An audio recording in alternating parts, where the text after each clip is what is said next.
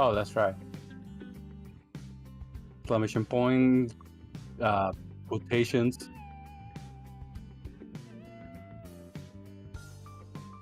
Chat couldn't hear me anyways. I forgot to tell my microphone to record me. Warning, lizard jump scare, possibly impound. No, spunky. She's so spunky. Always expect the lizard jump scare. My goodness. Hello, everybody. I am so sorry once again I vanished, but, like, there's been a lot going on. Don't worry, You're a lot going on. Yeah, I have a lot going on. Get it? Spooky? Spunky? Yeah, I get it. I get it. Don't worry. I get it. But she is both. And trying to load a more appropriate picture of lizard. Please bear with me while I look for it. Alright, found it's gonna be easier if I do this. Also, I'm finishing my breakfast, so like, hey guys, we're chilling for a bit. How is everybody doing? I really missed a lot of you guys. And by a lot, I mean everybody. I really missed playing. I was having fun. There it is. There's the seasonal appropriate lizard. A lot to reflect or recollect on? Yes, a lot. Hey there, Emmerich. Gosh. I've been having some terrible case of allergies. The weather's changing over here, and whenever it happens, like...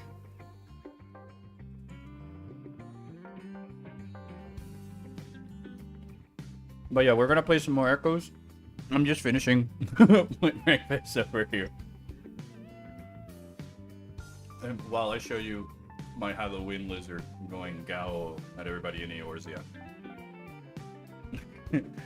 Spunky wergowl or a were tomboy. Shut up, Ryan. Today I finally beat Xenoblade Chronicles X.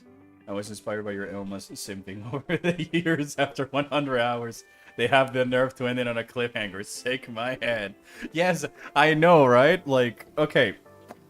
I love X, but there's a lot of shit I hate from X. Don't get me wrong. My simping over Elma, my love for the game is not blinding me to the myriad of flaws in X.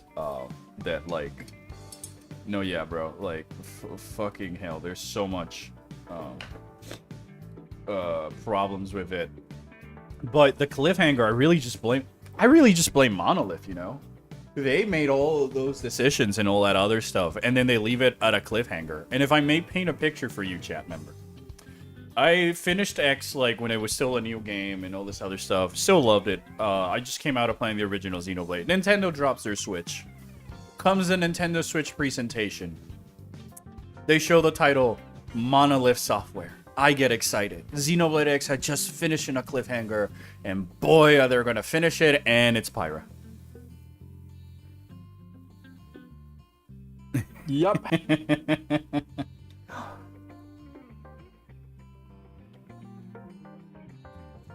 Like, I cannot think of moments I was more let down, and on my own fault, than that. Almost have his church channel, pray. Well, the reason it's called like that, it's just honestly because it was bits from you guys, like, on the server. Like, I really like, let's just, like, if you guys call it something, I'll just follow along with it, as long as it's, like, there's a lot of people going on and it's becoming a bit, you know? Not just forced. But yeah, Xenoblade X fanboy over here. Xenoblade X comes out, I'm loving the game, simping over Ilma, even back in those days and all this other stuff. I finished the game, and I feel like the game was just getting started when it started, when it ended, and all this other stuff. You know, the Armored Core Gundam fanboy in me, which is loving fighting with the mechs in the air. And I'm like, alright, there's a cliffhanger, sure, but they'll probably address it later. Like, making X must have been so hard with the open world and the number of story-related side quests with actual thought-provoking stories that tackle these, like, cyberpunk existential topics and like human trafficking and all this other more like deep stuff you don't expect to see on a rated T Nintendo game, right? And I was like, wow, so fascinated, because it only made the plight on Earth beforehand and Mira feel all the more alive. And then, you know, it ends on a shitty cliffhanger. Nintendo Switch is announced. I'm excited. Everybody's excited. Nintendo Switch panel. They're showing new games. Monolith shows up. And then Pyra is revealed. I thought it was going to be like my sequel. Because keep in mind, if the game had like a satisfying ending like Xenoblade Chronicles 1, right? I wouldn't be asking for a sequel. I would just maybe be asking for a remaster just so that new people can find an easily accessible way to play this game and you have an opportunity of fixing the plenty of buggy shit. But yeah, Daemon X Machina. Funny you mentioned that. I found out, like, I had a move earlier this year. And amongst the move, I found out that I have a cartridge of Daemon X Machina. I don't know how I got it. I don't know where it's from. I don't even know if it's from a friend. I asked everybody, but it wasn't from anybody. So I just found a copy of Daemon X Machina. And like, you know, I'm trying to actually sit down and play that because I love Armored Core. And like, bruh, I just want Armored Core. I just want Armored Core portable, Gabe. If you told me I have a Steam Deck, I would only buy a Steam Deck for Armored Core 6 and Final Fantasy. And I'd be happy, you know? I just want to be able to load up the game, bonky wazoo, and continue by my day. But every time I sit down to the character creator and I spend too much time just making blue or red or any of my silly little OC characters, like my brother shows up in my room and say, "Hey, you want to play Smash Brothers?" And then like I eject the cartridge and I haven't gotten past the character creator screen. And because I cannot just save them as presets like in Final Fantasy or Monster Hunter, then like I'm stuck having to start from scratch.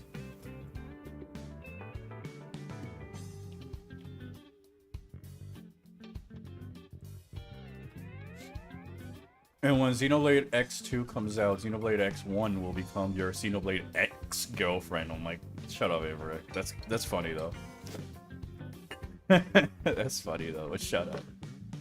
I like when a show/game intended for kids/teens has subtle themes of heavy topics. Yeah, I think that's part of the reason why, you know, Disney and Pixar movies were so fucking artful and you know, groundbreaking, is that because the movie, though, is animated and presented in a way that's catering to kids, it wasn't afraid of teaching, going over through like some real world topics that are sort of complex and stuff. Like over the weekend, like last week's weekend, I watched Inside Out 2 for the first time. I hadn't seen it. I saw my dog biting something, and my mother got her a new toy. I literally gave her to her 10 minutes ago. Somewhere destroyed. The Phantom Menace, dude. The Phantom Menace. For reference, Gabe's pet is called Leia. That's in Princess Leia. Exclusive information here. Leia Organa. The Phantom Menace. Is she Leia Organa or Leia Skywalker? Leia Skywalker. All right. Ow, fuck. I hit myself. So now we can actually get to the thing that everybody's here for. My lizard? Nah.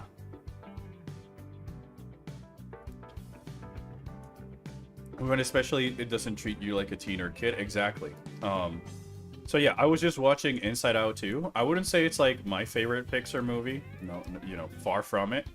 But I can say that I really thought they were pretty smart and pretty clever at making a sequel that just touches more like, you know, emotions that you really start feeling later in life and that like are hard to control and stuff like that. And I thought they did it in a very subtle yet clever way where the messages and the imagery is good for that type of message. I wouldn't say the story is great, but I can definitely say that for like considering Pixar's modern track record with like sequels and stuff, that they kind of like did stick the landing with that one, at least in that regard of sending a message, you know, focusing a message in a kids film. that's not necessarily some. All right. Whoops! I still have my 14 chat blocked.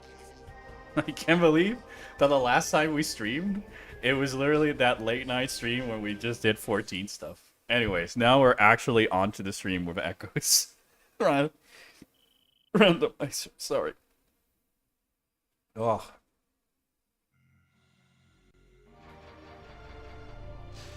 Alright, as always, we're still doing the little joke. If anybody donates bits, you can... Uh-oh.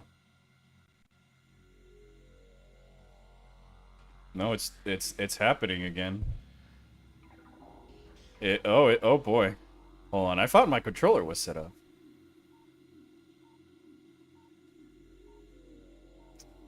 Oh, you know what? I think is that... Yeah. Yep. Gabe.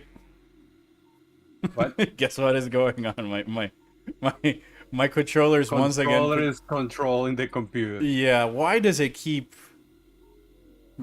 Defaulting into that? I don't know. Yeah, I don't know why it keeps defaulting into that. Hold on. We'll take a quick lizard break while I try to technical difficulty my way through this.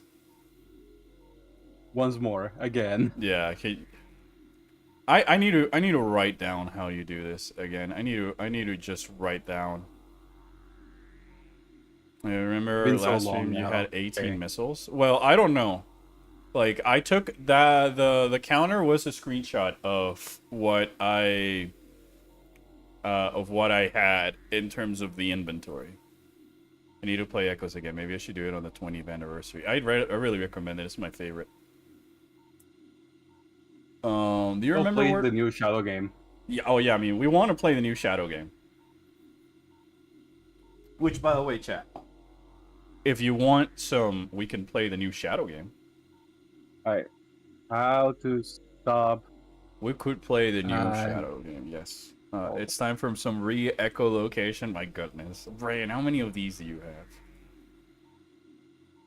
have? Oh, the Edge is calling tonight. No, though, it's Live and Learn. Yes, yeah, Albert.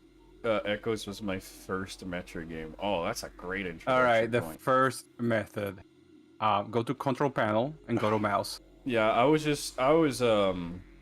trying to like see about the other method. Jeez. Let's go to before I just pull up. Click the hardware tab.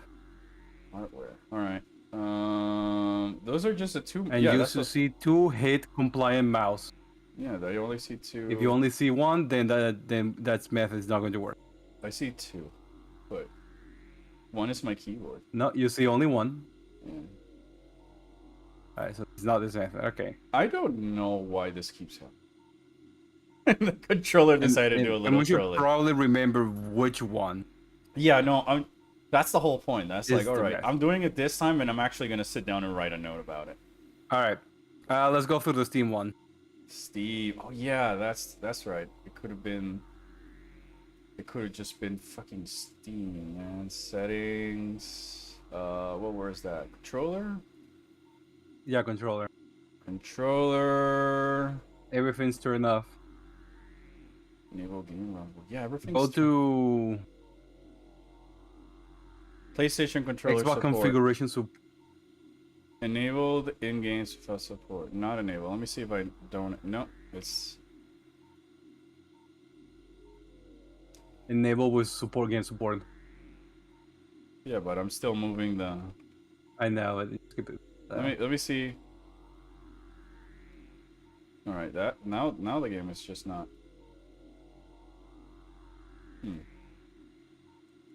All right, I think there it is. Yeah, because now they're showing up as actual buttons and not just like Yep. keyboard stuff. We found it. We found it. Did we? I'm pretty sure we did. I'll finish setting up. I mean, I'm still moving the mouse. Yeah, but like if while I'm doing that in the game, it doesn't matter if it's like not doing that while I'm in the game. All right, there we go. There we go. Alright. Problem solved. What technical issues? Problem solved. What technical difficulties? What are you talking about? We I never have had no these. recollection of how many punts I got. My goodness. Oh, I love it. I genuinely do like it. One of these days, I really I'll do like a stream. I mean, I'm still controlling my computer, which is funny, but like as long as I don't just see the mouse move all over the place when I'm swapping beams. It's so funny. But we can play the game, you know? It's playable. It's playable. As long as, like... There'll be a point where I'm gonna... Yep, there it is. There it is. I'm... Oh. Hold on. Nope.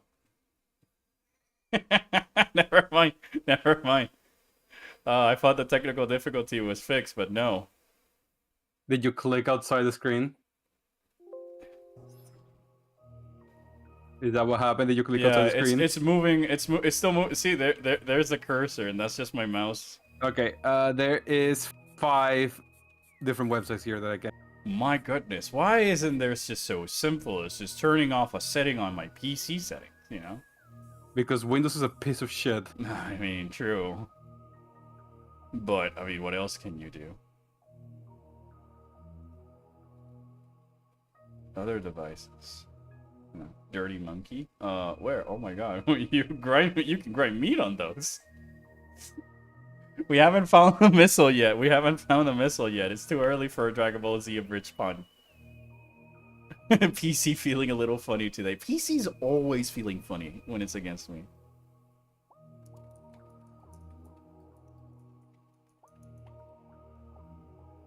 All of these require you to write a fucking Python script. Oh my god, I mean, it's not like it's what I've been studying lately. Okay, there we go. This is a solution that involves rolling back the X input drivers to an older one. That does not support UWP. So basically, rollback. Try to remember. There is something in Steam. Alright. This is absolutely hilarious that it keeps happening. Have you tried unplugging the controller? I mean, I don't think it's going to do much, but sure. Boom, boom, boom. Bum, bim, boom. No, it didn't do absolutely anything. It was worth the try, though. How to make it so... PS4 There's a controller. There's a way through GitHub. There's a GitHub tool. Go to controller settings. What? That's on Steam. That's on Steam? Here. Yeah, no, but I'm in like the Yeah, no, the thing I sent you.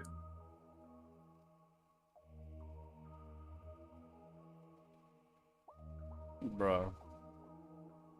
Oh wait, you have to reboot the computer. Yeah, that's not. Nope, no.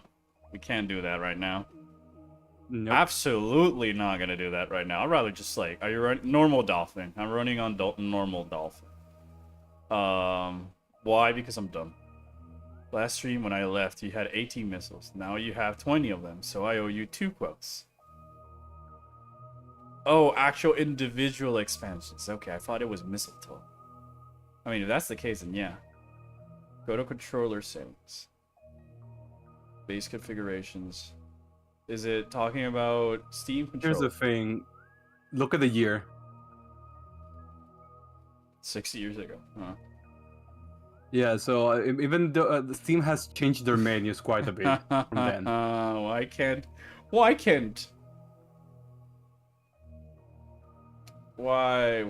this just be... Alright, well, should I just try with a different controller? Yeah, try the Xbox controller. Yeah, I'm gonna try the Xbox. Just like the configuration. The PS4 controller. Like, have you set it a standard controller? What do you mean by setting that where? I don't think I have. Wait, where you said that is a standard controller? Yeah. Because, like, there's, like, the main issue is just figuring out how do I make it so that the computer stops using the mouse as the gamepad as a mouse. Yeah, the gamepad as a mouse.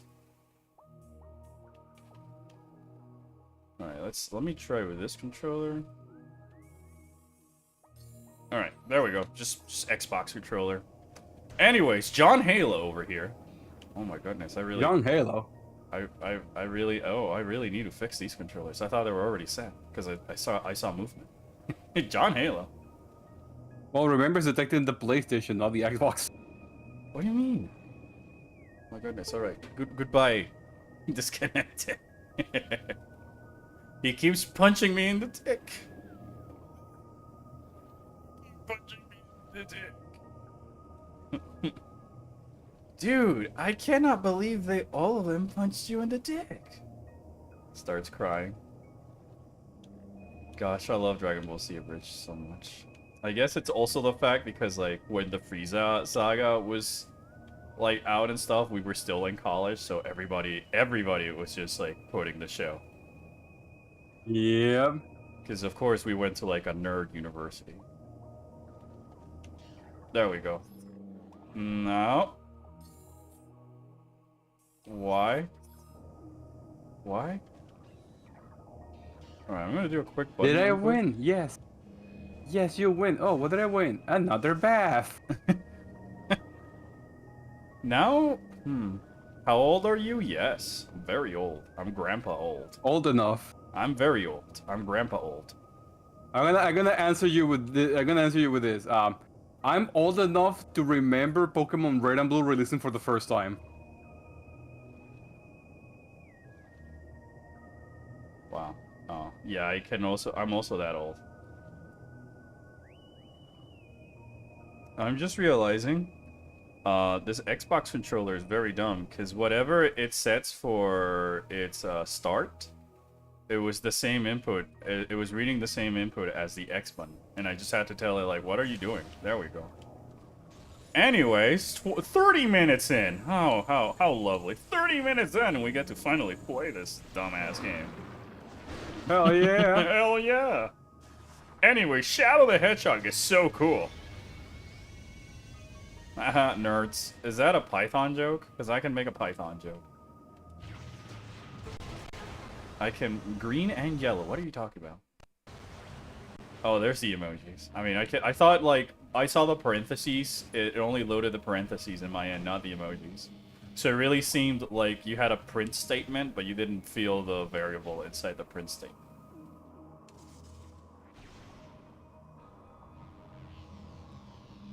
Okay. Yeah, by the way, you will love Dragon Quest Monster. Yes, I would love Monster Hunters.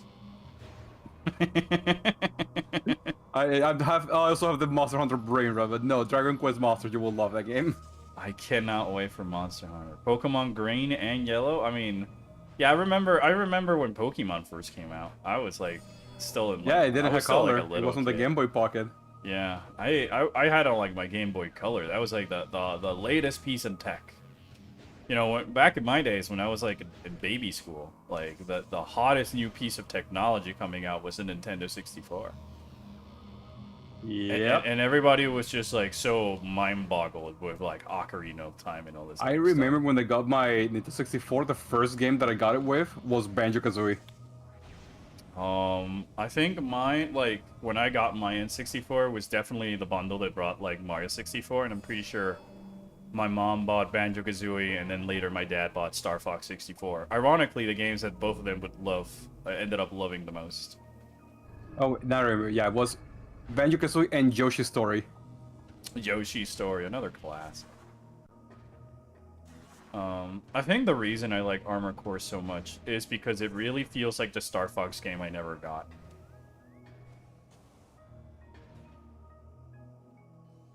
I just like Armored Core because Armored Core. I mean, true. True, but...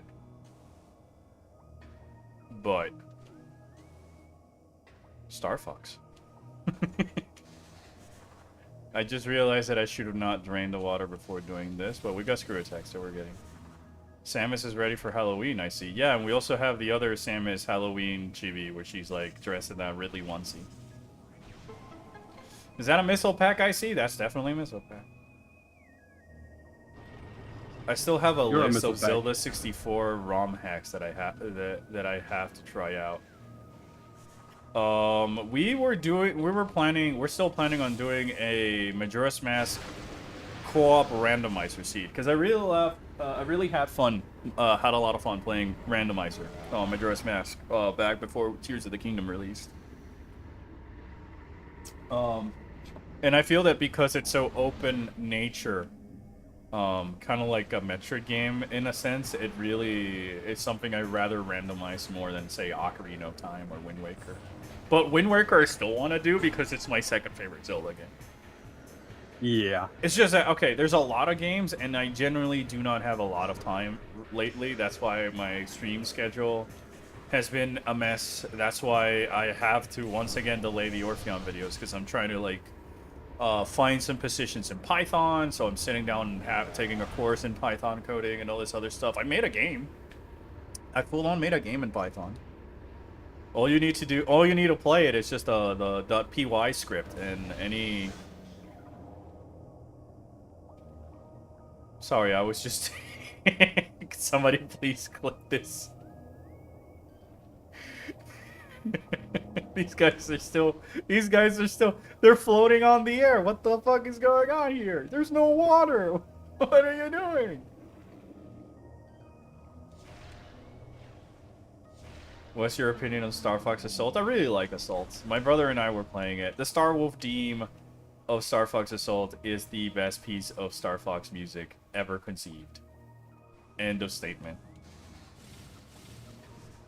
Alright, here's the missile. You can but since one of you mentioned F-Zero in the chat, they're putting a lot of F-Zero, they're putting some F-Zero games on the Switch now. Yeah, and as an F-Zero fan, actually we have like an F-Zero video that we were making since the F-Zero 99 was released, going over like all the racers and their little brief backstory. It's a video I made in co-host. Sorry, with my brother, so we both voice the video and stuff like that, but like, man, it's just been one thing after the other this entire year in general. So like, I'm just trying to make sure I'm not spreading myself too thin while giving things with priority, the priority that they serve and stuff like that. So it's not to say that Orpheon is not a priority for me, but like this Python coding for the positions are opening up could be very, very good for me. In a sense, it would be even better because then I would spend less time editing and I'd be more motivated to edit Orpheon once I get the chance. Will you do a Halloween special this year? Not in the video sense. I wanted to do one, but there was also like a little another little contest event thing that I had to like make a short for, and I did, and like now I definitely do not have time to do the Halloween. Like I have time, but it would like take a couple of 2 or 3 days of like intensive work, and I don't feel like that amount of stress that it requires is worth it, because I want to focus on learning these new tools. Because then if I master this Python thing, we can start making Orpheon games and whatever, you know? The recollection game, even if it's like some text-based image fucking graphic novel type game, you know? Text-based adventure. Yeah. All games Nintendo forgot holds picture of F-Zero. Like Wolverine, yeah. At least we got F-Zero Climax on the West finally, on the Switch Online. Like, I really GP think... Legend. Yeah, and GP Legend. And F-Zero 99 got that update that includes the Satellaview content that was basically lost content. Have you encountered the mystical creature known as only as the levitating blog? Oh my god, there it is. I just noticed that. I'm so sorry I read that so late. Vegeta, look! Oh, come on. What's up, Jojo? But yeah, like, I'm making my first game in Python. And then right now, what I'm trying to do in Python is, like, my own, my next, like, Python project is to make, a text-based, like choose your own adventure text-based game type of thing, you know? Like those old books. I know Metroid had one that some fans gone out of the way to like translate and all this other stuff. So like they'll be going that. If not, like a chat, I love doing those Halloween videos, but like I'll probably want to see about a time where I actually have time to make a video. Like I usually did those videos because I had some I had some downtime at work, so I would just load up Premiere and do those little bit of progresses and stuff like that. But like lately with the little changes, well, the main changes I'm doing right now, I want to give that my attention. Crafting, you're keeping my sanity in check. Well, I'm so glad that my voice is able to help you, Jojo. You keep on crafting, Minecraft. You will be Steve soon. You're gonna get the call any moment now, and another miss. Hooray! But yes, chat. If you guys would rather see Shadow the Hedgehog, just let us know. We totally do not have any trouble swapping to Shadow the Hedgehog right now. I've slowly been trying to learn computer coding, self-teaching. What is this Grasshopper, CC plus? What's Python? Different languages. I'm pretty sure you know, right? But they're just like different languages. I'm learning Python just because it's very universal and it's very easy. Alright, Star Fox Assault looks like a PSO episode 1 and 2. PSO? Fantasy Star Online, I assume? Yeah, PSO is Phantasy Star Online.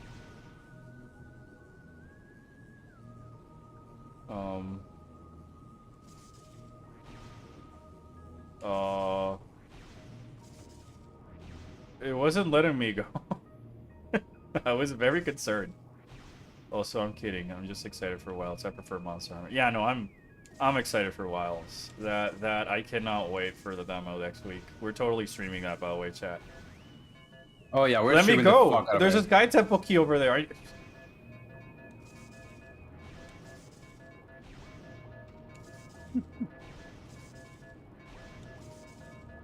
First try. Fuck you, game. Fuck you. I did it. No, I'm not gonna let you go. Fuck you. I did it. Did you? Yeah, I did. Vegeta. You truly did? Yeah, so we're 3 Sky Temple keys away. And my general rules when it comes to randomizer seeds is that if it's something like at least the Prime games, if I got all the like the necessary story MacGuffins to fight the final boss, and I have like a well decked out Samus, then I won't try to fight the final boss because I know I can do it. But like if we were like, all right, we somehow got this far and we don't have like the dark suit, then sure, I'll try fight the final boss without the dark suit. But like if we collect all 9 Sky Temple keys here, I would consider it like a finished seed. I do not care. I'm making that executive decision. Because then it's just the same old cinematics we see, you know? There's nothing different.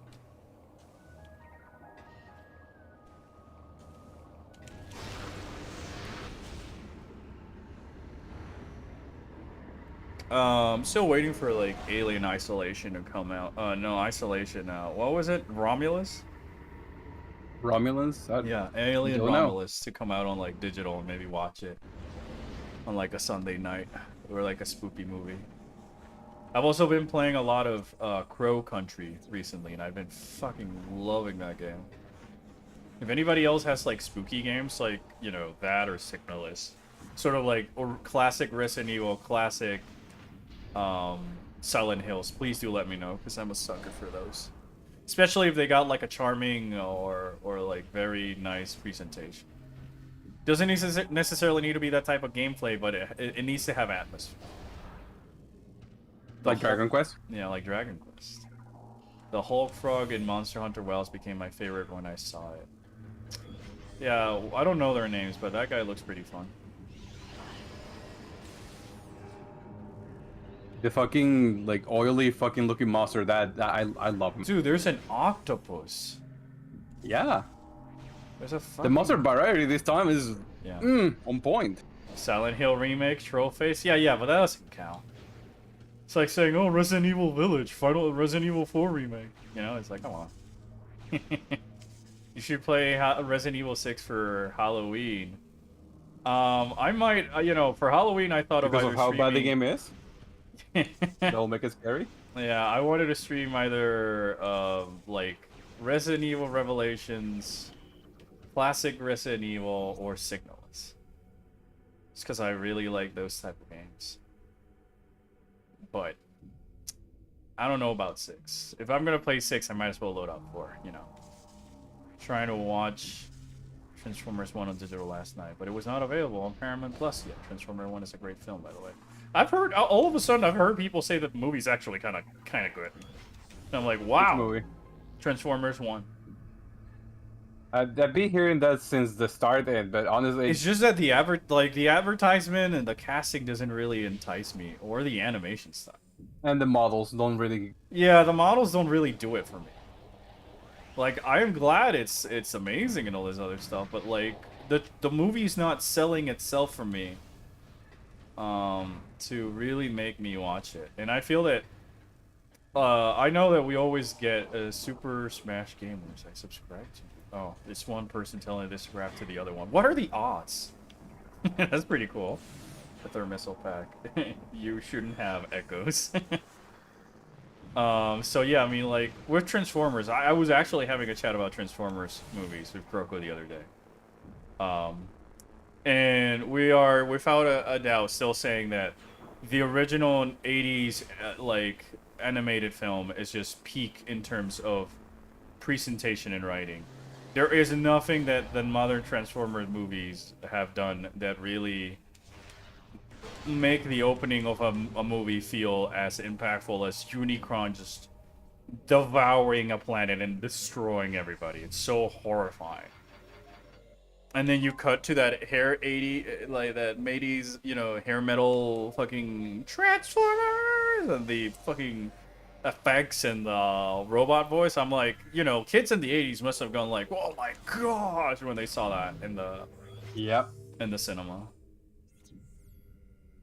And then, like, I like that opening scene in itself is beautiful because it just, effectively paints a picture of why you should care. Why you should care. Why do you care? Because this entire population, it's like a Metroid-like type of lore, You see these people in their everyday lives, and then just fucking the apocalypse walks in on them and goes num num. So scary. So dark and stuff like that. But it's like in that perfect, like, way so that you're supposed to take it serious. Meanwhile, in the new ones, it's like, Sam Witwicky. The Cybertron has fallen. The old spark. The old spark. The matrix of leadership. Megatron and I were friends back in the days. The Prime. The Primes. The Amazon Primes.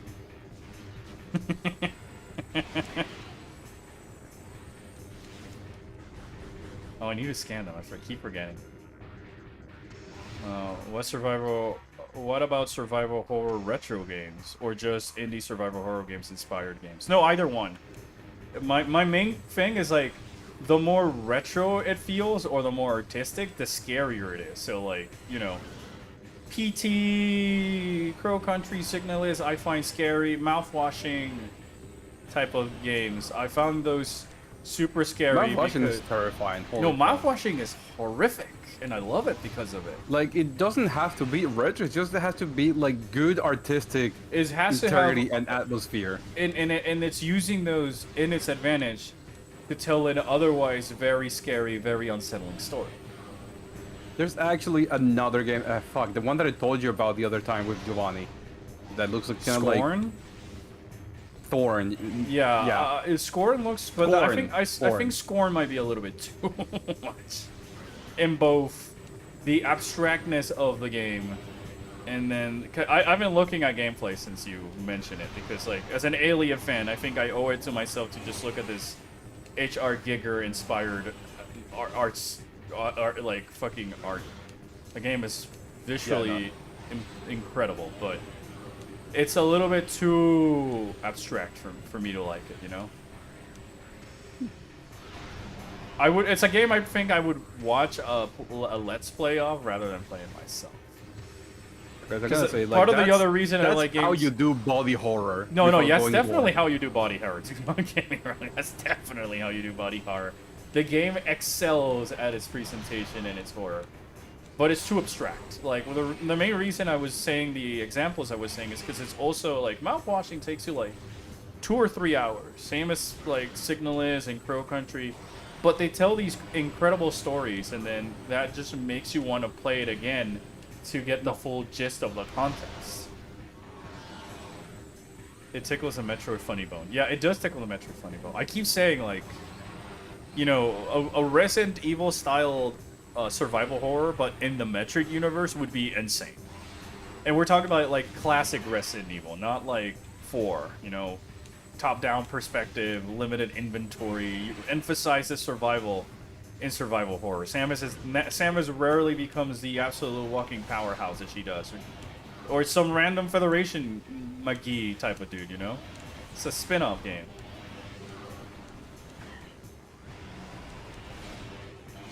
I forget that this is just Bum Rush. Orpheon, the marketing is lying to you. It's pretty much better than you think. Everyone agrees the marketing team fucked up. Yeah, but that's a problem.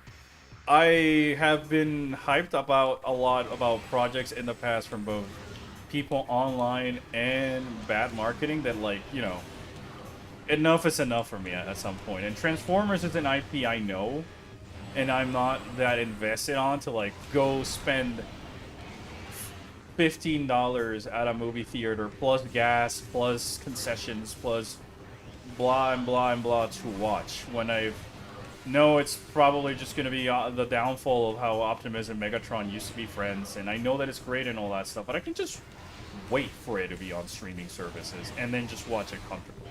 It's not a movie it's not like, you know, when Dune came out that I'm at least interested in it because I'm a fan of the Dune books. I'm not that big of a Transformers fan. I like the characters and the lore and the toys, but not to spend $50 on getting a ticket and then or more, because movie tickets are insane, dude. Also, all that for just a fucking dark beam ammo. Movie tickets are in fucking insane today. Yep. And then gas prices are also insane. It's not as comedic as the trailer suggests. It's not whether or not it's comedic. It's more the fact that it's just another bloody Transformers movie. Or, sorry, another bloody Transformers story.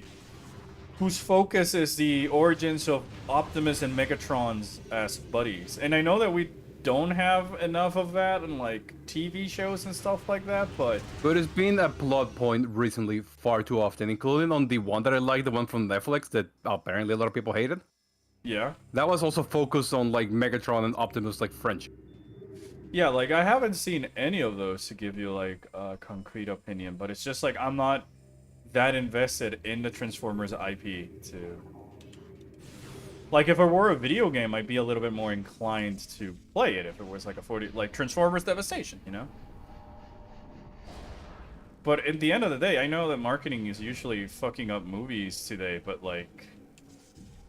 Even I'm probably just gonna look at, like, scenes that they've posted that are, like, unedited for, like, promos and stuff, and then gauge it over there, because, like, you know, I'm also tired of just watching things that are based on IPs that I like in general. It's just fatigue. It's just fatigue. It's not... you know, Scorn is an HR Giger wet dream game. Metroid with survival horror elements. Hold on, I'm getting up. Oh my goodness. Let me... hold on, I need to send the message real quick. But also, Chad, so for me and Albert to look like fools after this entire conversation about Transformers, we are going to watch the Sonic movie. Yeah, no, I mean, that's different, though.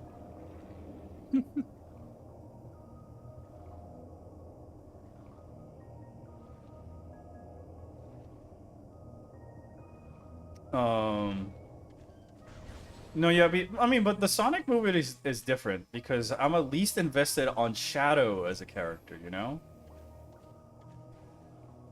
Because, Yep. like, I have a bigger connection with Sonic the Hedgehog than I do Transformers. Or at least equal. And also Shadow. But mostly Shadow, because he's been my favorite Sonic character. You know, Sonic Adventure Battle 2 was my favorite Sonic game. And, like, the main thing I liked about that was the whole Team Dark angle of the story. And Shadow as a true anti-hero in media. You don't see a lot of, like, anti-heroes, more like lawful evil type of thing. He's not just Sonic's happy-go-lucky buddy number 427. Metroid with survival horror elements with dynamic camera angles like in Other M? Yeah, kind of like. What if Other M was a slower pace, more Resident Evil game, you know? Rather than this Koei Tecmo action game. Not that I'm complaining with it being a Koei Tecmo action game, but I think that it's part of the fun about it is that it's a Koei Tecmo action game, but it's Samus the protagonist. Yep. And the animations are fucking insane. But it's more so the fact that, like, you know, I feel like the Metroid has always finangled with horror. And these games, like the ones I've mentioned, are great examples of the type of games that can be Metroid, because they have a lot of Metroid puzzly mechanics. You collect the flamethrower, so now you can go into these areas. Woo, you know. I was going to say you can just watch it when it's in streaming services. Yeah, I mean, I would rather just watch it when it's on streaming services. Oh my goodness. This is worth it. Light suit. Let's go. GG easy. Alright, we're not fighting the Emperor Yang. Unrelated, we finished the game? Yeah. I mean, no, we're not finished again. We need 3 more Sky Temple keys, but then after that, we're,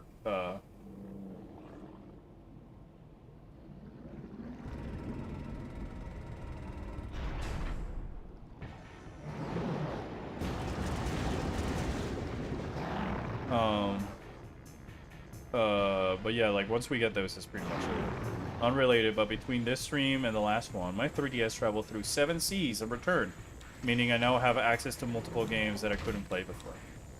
Most importantly, Kid Icarus Uprising, Samus Returns, and Fates. Oh, I hope you enjoy those. I think that Kid Icarus Uprising was kind of okay. I like the ideas, but it's just the type of controller, you know. Too ambitious for the system.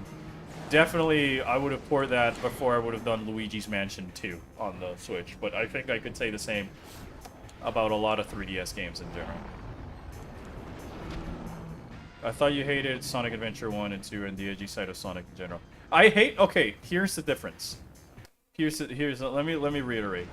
What I hate about Sonic Adventure and Sonic Adventure Battle 2 is more so the fact that there's it's more so the fact that, like, I like the speeding the Sonic and Shadow stages, alright? I don't care much for the changes they did to the treasure hunting or the mech games and the awkwardness of how they control. But it's got that cheese and that cheesy grunge that it's charming, and it works because Shadow as a character has a compelling motivation to why he is the way that he is, and is somehow connected to Eggman and all this other stuff. So it's building upon the lore that was already on Sonic. Meanwhile, Sonic Frontiers is taking itself way too seriously in the other side of the equation, where Sonic is dying and the Doomsday and all these other things. There's never a moment where the game is just kind of like winking at you through the cheesy grunginess, and it's instead trying to take itself as seriously as something like, you know, Armor Core or whatever, and then it throws the bumfuck metal when you're doing crazy anime moves. And that's the only moment where it really feels like it's embracing, it's a cheesy, goofy Sonic game. But between all that stuff, it's like Eggman being depressed and what's her AI name just being, like, questioning all these deep topics and all that stuff. But it's still, like, buried underneath a Sonic gameplay mess, and then a story that does not know if it's taking itself too seriously or it's just joking about it with a lot of I know what that is isms. Because like when you play SA2 and SA1, nothing is familiar. You know, Central Square, San Francisco Zone, Pumpkin Hill. Meanwhile, Sonic Frontiers is just recycling Green Hill and Chemical Plant for the up billionth time and stuff like that, you know? And it's clearly not a game like Sonic Generations that is just a love letter to Sonic games. So, like, I like SA2 and SA1. No more dank suit? Yeah, I totally feel that. Also, shout out to Scott Faff, though. I love his videos. I see the emote. But like, yeah, that like I don't particularly dislike it. I dislike it when it's either the shit that they're doing for the Sonic movies, where it's Sonic fucking flossing and shit. Or when it's in the case of like SA2, where it's clearly just there because it's adding to one of the characters, stuff like that. Like, I don't know if I'm like. The thing I don't like about Sonic being like that is everything that came out after SA2. Fucking Metal Sonic showing out at the end and being defeated with the power of teamwork. I hit the microphone like a dumbass. Fucking everything of Sonic 06 and Memphis, Tennessee. And like the Doom Eye Shadow, you were made by an alien DNA. Type of thing. But like everything on SA2 was just perfect. Like, you know, I don't know if I'm making my point across. Enough of the Sonic ramble. You can still beat the game without the light suit. Just have a second timer to worry about. Yeah, I know. Like, if I have the light suit, if I don't have the light suit, I'll give it a try. Because I feel like it's a genuine, like, test of skill, depending on the items you have. But if you have the light suit, then, like, why are you trying? You already beat it. Yeah, my L button is kind of busted, so I break my hand every time I play Uprising. Which also means I'm gonna struggle with Samus Returns because no free aim at any time. Just when it feels like it. That sucks. On the bright side, I feel like there's not a lot in something like Samus Returns that like you're screwed if you cannot free aim. But it's definitely like way better if you definitely do want to have free aim if you can. Type of experience.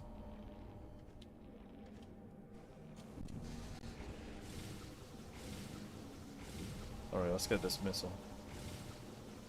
Black Doom, Shadow, I am your father. I came back with milk. Shadow.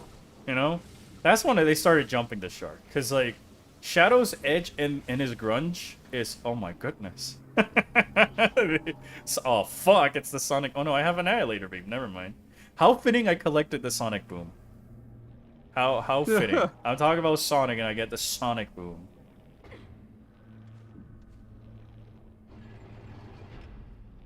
No more dank poisoning. Pawn is gonna be sad. No, Pawn is not even showing. Notice how Pawn is not even showing up because we already saw all that we're seeing of Phase 1 and Dark Samus is wrong.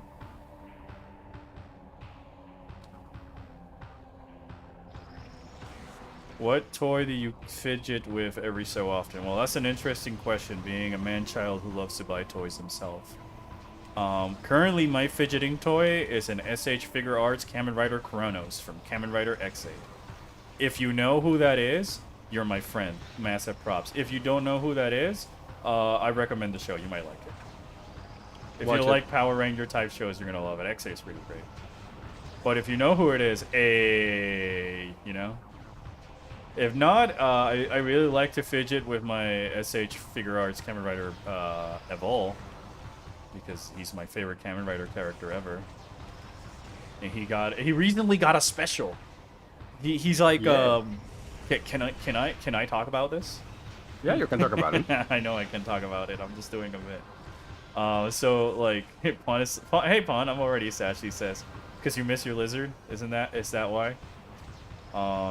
So my favorite. We're killing Dark Samus. No, we're not killing Dark Samus anymore. Dark Samus will make another appearance on the stream, unless there's like a super mega donation last minute to actually beat the game. So, Evolve, for those who are not, as the main villain of the season of Kamen Rider Build. In Kamen Rider, it like updates yearly, and each year is a completely different like season, different character, different universe, and all this other different stuff. Story, different everything. Different story. The main consistency is like, all right, they're all Kamen Riders, and Evil is just the villain of that season. He's been my favorite character. From like this guy's RNG's really been like armor Corey on me. He's been very smart. And so that's a season from like 2017, 2018. And the villain was just like, you know, he showed up there, and then he showed up as a small cameo on the season after that, which is called ZO. But that doesn't really count because it was like an anniversary special because they were celebrating the 20 years of the Heisei era. And so they had a villain who can summon the villains from the previous season. So I don't really count it like that. But this one is actually like a full-on side series special dedicated to the villains of Kamen Rider. So you got Heart, you got Brain, you have fucking Dan Kuroto, and now Evil is in it. And I was just like, you know, you have Arc. Yeah, and Arc is in it. Arc turning into Kamen Rider. Kamen Rider 03. 3-0 is so cool. But yeah, I've been really fidgeting with that. Kamen Rider X8. You have to watch previous shows to get connected. No. The thing with Kamen Rider, you can just literally jump at any. So it's more like look at the transformations, look at the suits, whichever feels like I kind of like how this guy looks. Then just go on and watch that season. They're all self-contained, and you do not need to watch a previous season to understand the new one. They're all just there open are movies and specials where they like group them together, but yeah, they're all like in the same universe of sorts. Oh, in the same franchise, but you do not need the context of what happened in one season to understand the other because they're all self-contained in that way. The only one that breaks the mold on that one, that's Kamen Rider, the original Kamen Rider B3, and that's it. After that, it just goes into their own. Yeah, but those are like some very early Showa era, like 60s, 70s Kamen Rider. You know, this is like way different. Just as you were talking about Pawn not being here, she shows up. When we're watching the Evol episode, I mean, we could watch it tonight before we do anything else later. I'll extend this as an invitation to anybody who's watching this and is generally interested in just watching 20 minutes of Kamen Rider special. You're welcome to join us in the voice chat. You don't have to talk, you don't have to say anything, just consume the content and see if it's something that you like. Not really into Power Rangers or Kamen Rider type show, nor into any of those brands. Well, you know, I grew up a lot in those type of superhero shows, and I absolutely, well, I have the Bill Driver. That's my other fidget toy. I just grab the Bill Driver and I do the little head shin poses because it's so fucking fun. Like I would have loved having like those toys as a kid and just playing with them.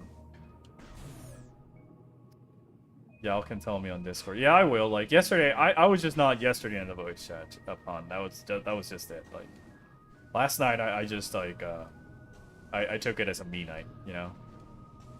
I stared at Lizard, but I stared at Lizard while not being in the voice chat for like 20 minutes, and then I went to sleep. I just did my frontline. Literally did my frontline roulette. We almost won it, and then I went to bed. I kid you not. But other fidget toys that I've played with in the past, Rubik's Cubes, because I know how to solve a 3x3 and a 2x2 Rubik's Cube. I'm working on learning how to solve a 4x4. So I do have a Rubik's Cube I always keep in my backpack so I can fidget it wherever I go.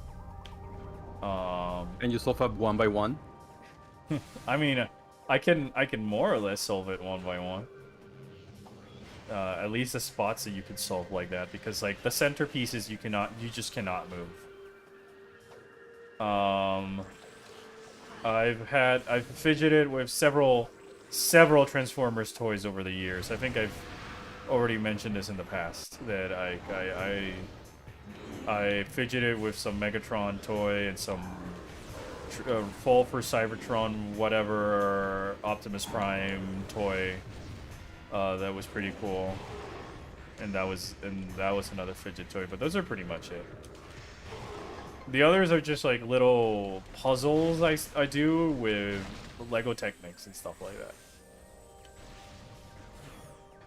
Things I do while I'm like rendering, or I made a long script in Python that's doing like a complex task, and I need for it to wait calculating just to see if the code is working.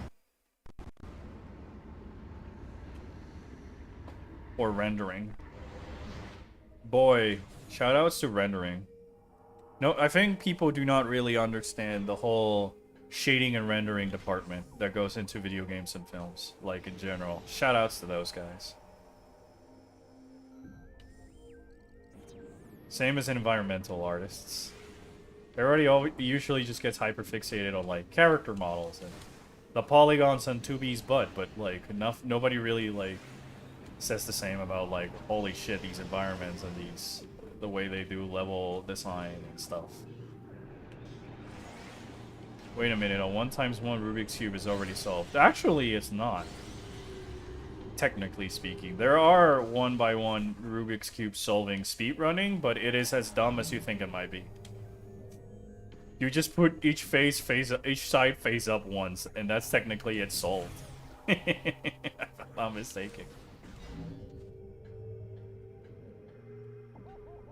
Oh, I really hope Past Me opened this door. If not, I'm gonna be very sad. Chad, why is it with me playing Metroid Prime 2 Randomizer and all of a sudden Transformers gets mentioned? Can you guys throw on, good question. like... Can you guys, like, mention the word Bionicle for once? Or Legos. Or Legos, you know? Why does it never talk about Legos?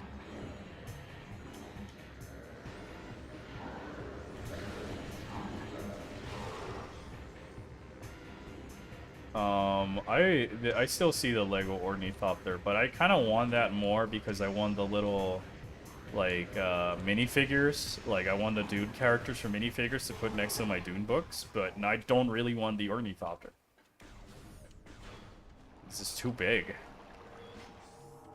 Back in my day, we had slicers. Oh my goodness, slicers. Wow. That takes me back. I remember slicers. I remember slicers. Gosh, I'm so old. You remember Dragonfly? I remember Dragonfly, dude.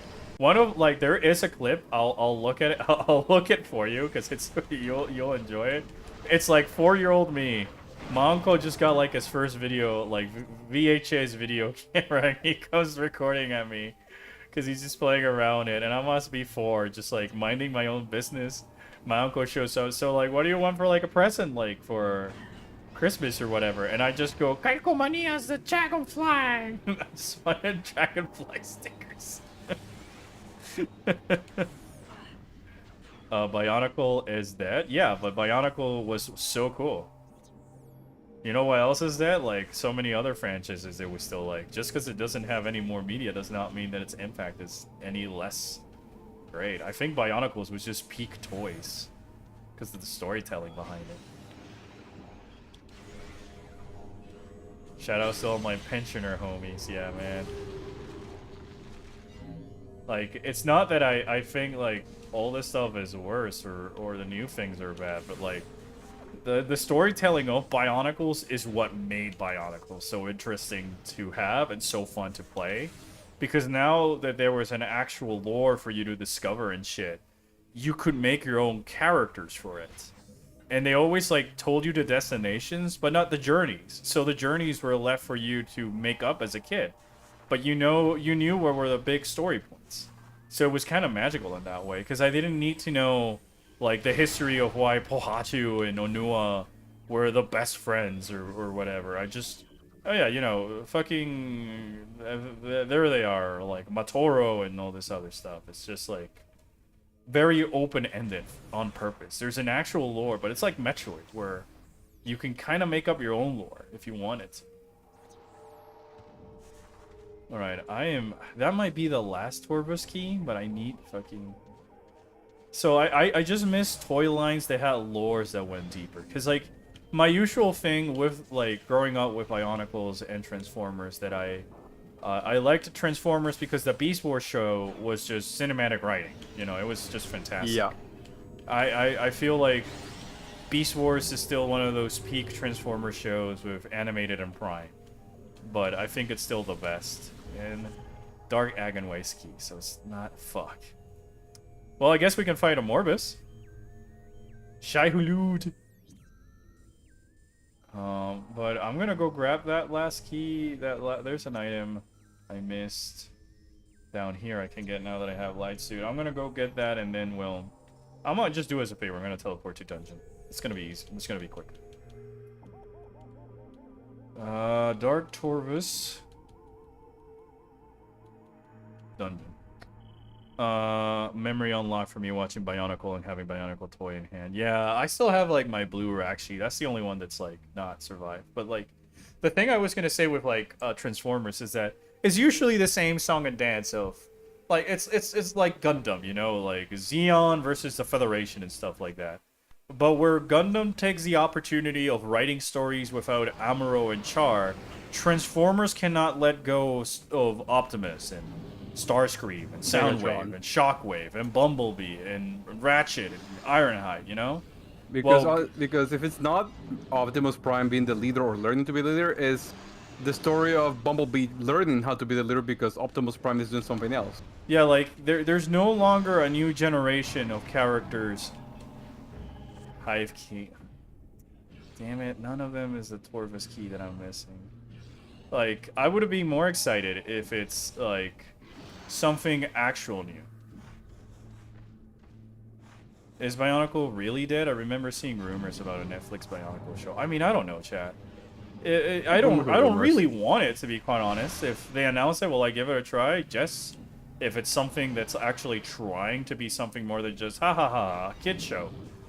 But the cool thing about it growing up as a kid is that it's like it was a young adult type of story that knew how to make compelling journeys, but it never really gave you the full picture. So you could make up your own journey as you're playing with it and all this other stuff. Meanwhile, you know, Transformers is like Megatron is the bad guy, or if not Galvatron, or if not some other Tron, you know.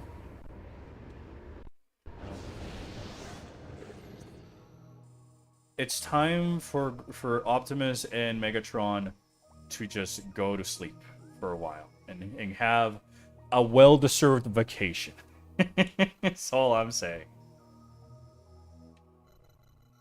I know some Transformers fans may not like it, but I'm gonna go. I mean, if Kamen Rider can make a new rider every year, why not Transformers just make a new set of champions for heroes? You know what? You're right. If Kamen Rider can get away with it, making a yearly thing, then so surely can Hasbro.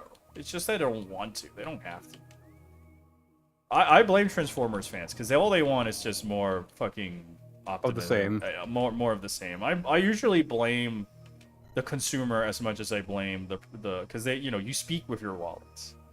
Bioenergy production, bioenergy production, bioenergy production, bioenergy production, bioenergy production, bioenergy production. There we go. I forget. I always forget. I have the attention span of like a fucking warbler. That's a bird. I asked that Metroid guy this, but what is your favorite Metroid Prime era in terms of level design, soundtrack, and atmosphere? You're seeing it, Chief. Echoes. I don't care. It's my favorite. I think it's peak Metroid in general. It takes the series into new areas. It tries new mechanics. It does have a different approach to the beams. Anybody who's ever complained about the beam ammos just need to actually sit down and play with the beams as intended, because they're so much fun. And like, I love the lore. I love the atmosphere. I love all the newness. Like, Echoes is doing precisely what I want Transformers with it. There's no space pirates as the main villains. They're just here as a way to set up, like, the Federation and space pirates here are just more of a formality to make the Aang seem as much of a threat as they are, and then they just exit the story. For the most part. They just show up as enemies just for the enemy variety, but they're not part of the story. And then on top of that, like, you have all the lore and the Luminov and the Aang and how they add to Phazon. It's super cool. Transformers, robots, and the skies. Transformer more than meets the eyes. Transformers, Optimus Prime must die. Just stay dead. One Transformers 80s animate films. It's amazing. Ah, more dark ammo. Thank you very much. You know what? I won't teleport to the other place. I'll just walk there since we're nearby. And that way I can actually have my training slots. No, but I mean area, not game. Oh, like an area? Torvus Bog. It's just Torvus. It's my favorite. It's the best one. I can make like a full video essay on why that's just peak Metroid area. Main reactor, mine shaft, mining plaza. Pretty sure this is not it. Didn't they kill Optimus in that film? Yeah, and then the last season of that show that came after that had Rodimus Prime as the leader versus Galvatron. But then obviously after a while they rebooted it and then they brought back Optimus Prime for like, I think it was Beast Force that came after that? Yeah. Oh, I don't even have Echo Visor, so I cannot do this. Alright, let's just go fight a Morbus then.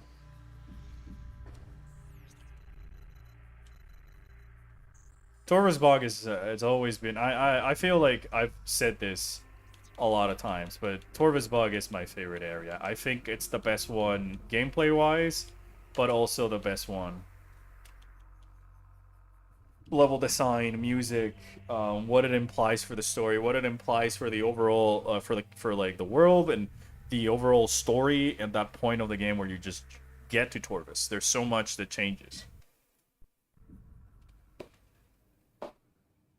Hasbro's too chicken to kill Optimus Prime for once. No, fans love Optimus Prime too much for Hasbro to be even bothered with trying to kill him. You know?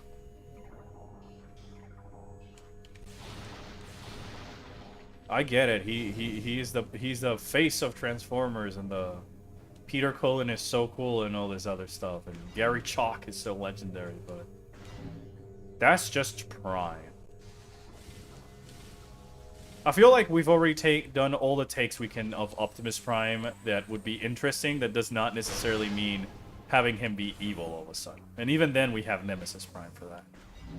Doesn't Beast War take place before and after the ending of G1 Transformers? Yeah, but that's more because of the continuity of Beast Wars. I was meaning more like real worlds. They rebooted Transformers and they made Beast Wars, and that's why Optimus and Megatron are back. Not so much like in-universe reasons. But yeah, Chad, what is your favorite areas in Metroid? And or a specific reason why? So how are the hosts? How are the hosts doing? I don't know, Gabe. How are you doing? He's dead. See? Yeah, I'm doing. You're surviving. Don't you have to like get ready to go somewhere right now? Yeah, actually? like in 5 minutes. All right. Like it's just a reminder. You can head out whenever you need to head out, dude. I'd really appreciate it though. I have expected Collector to be free to join the co-host, but he isn't available. I'm doing fine. Thank you for asking.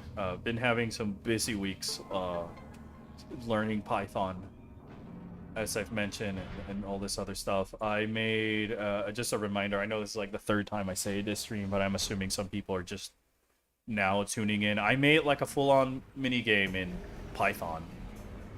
All you need is the .py code. So if anybody wants to try it out, send me a DM. I can send you the file, and then you just have to load it up in any Python program and just have fun, and then run it, and then you can have fun with it. Python and burps do not mix.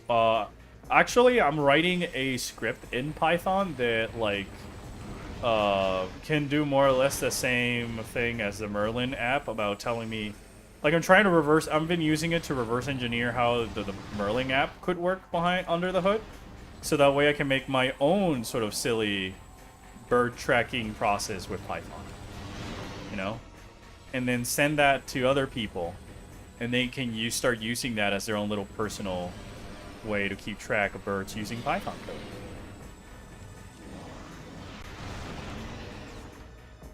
Collector versus Recollector. New villain enters into the anti-collector, anti-recollector.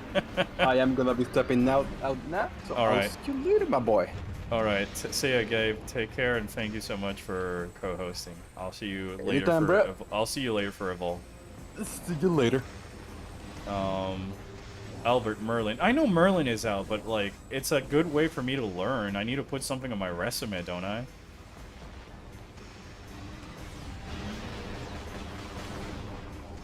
So the whole idea is that like I'm just making 2 or 3 things, building some functions, and then at least that way you can tell the Python script. I saw this bird in this area, and then it can store the information of like when was the last time you saw it. I know that the Merlin app exists, and I'm gonna keep on using it. This is more something that I can put on my resume that showcases my ability of using something.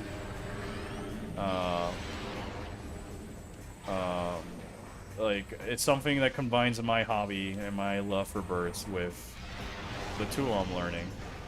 Or like, hey, it can be a Python script that like gives you a random fun fact about the birds and stuff like that. Because that's the one thing I wish the Merlin app had, was just more information about the bird that you watch, what they eat, their courting rituals, if they migrate, any abilities, you know. Like, it's great for identifying the bird, but it's kind of lackluster in telling you fun facts about the bird. And I can't wait for the day that they, you know, update that feature. And I'm not really complaining, because it's kind of fun learning about a bird and then having to go online and find the information to learn about them. But, like, you know, it's an app that's supposed about birding. And, like, you know, I've been seeing caracaras a lot lately, but it's not like, it doesn't tell me, like, oh, yeah, the caracara is known as the land falcon because they like to walk with their big legs, and this is the type of things and their behaviors. They have this type of wings so they can do this type of hunting and stuff like that. It's just like, this is how do you know it's a caracara. This is the type of things it might be doing.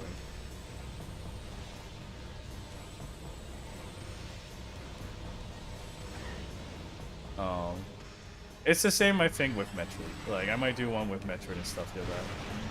The bird is the word? Yeah, I just like birds, dude. There's actually a cute little Rufus named Wren in my window. He's adorable. Those guys are funny. What is your favorite track in New Metroid? Mine is Crate Slayer. What do you mean by New Metroid, chat member? By New Metroid, do you how new are we talking? Just Dread?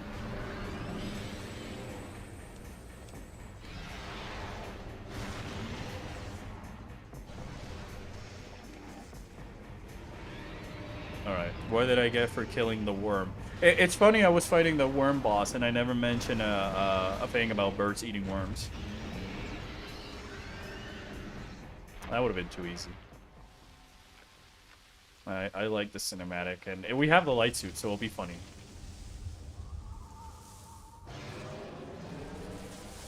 In NES Metroid. Ah, in the original Metroid game?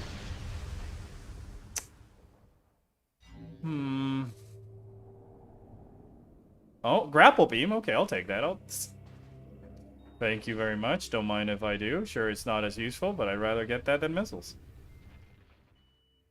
In classic NES Metroid. I mean, I feel like Crate's theme is, without a doubt, the best song in the game. But I kind of like Torian.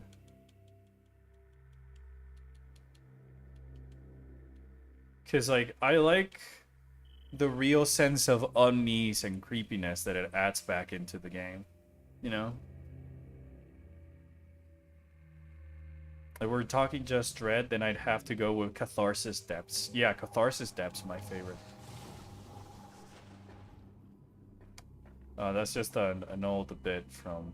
Oh, Energy Controller! Energy Transfer Module. There you are, you silly little thing. Energy Transfer Module. And then there's the last one. In this room. I might as well go get the one in the room before. I can just walk there. Let's just walk there. Why not? Rinstar, Red Soil, Underground Depths. Yeah, that's another classic of the series. I kind of really like that Quiet Rope's theme in Dread in that cutscene was Red Soil Brinstar Deaths, because it feels like the perfect point that you would throw that in there. It's a peaceful song, harkens back to Chozo in Seves, I mean, which, you know, with a later cutscene reveal of Quiet Robe and Ravenbeak on Seves, it's kind of cool foreshadow and stuff like that.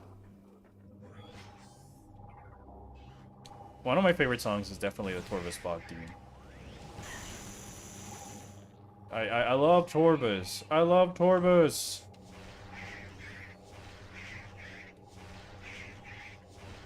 Wow. Wow. That's a... These fuckers are resilient fuckers. You know, one would be inclined to use a light beam because they're technically dark Metroids, but I think that it's always been the case that, you know, that the dark beam freezing just works like regular ice beam, so why wouldn't you?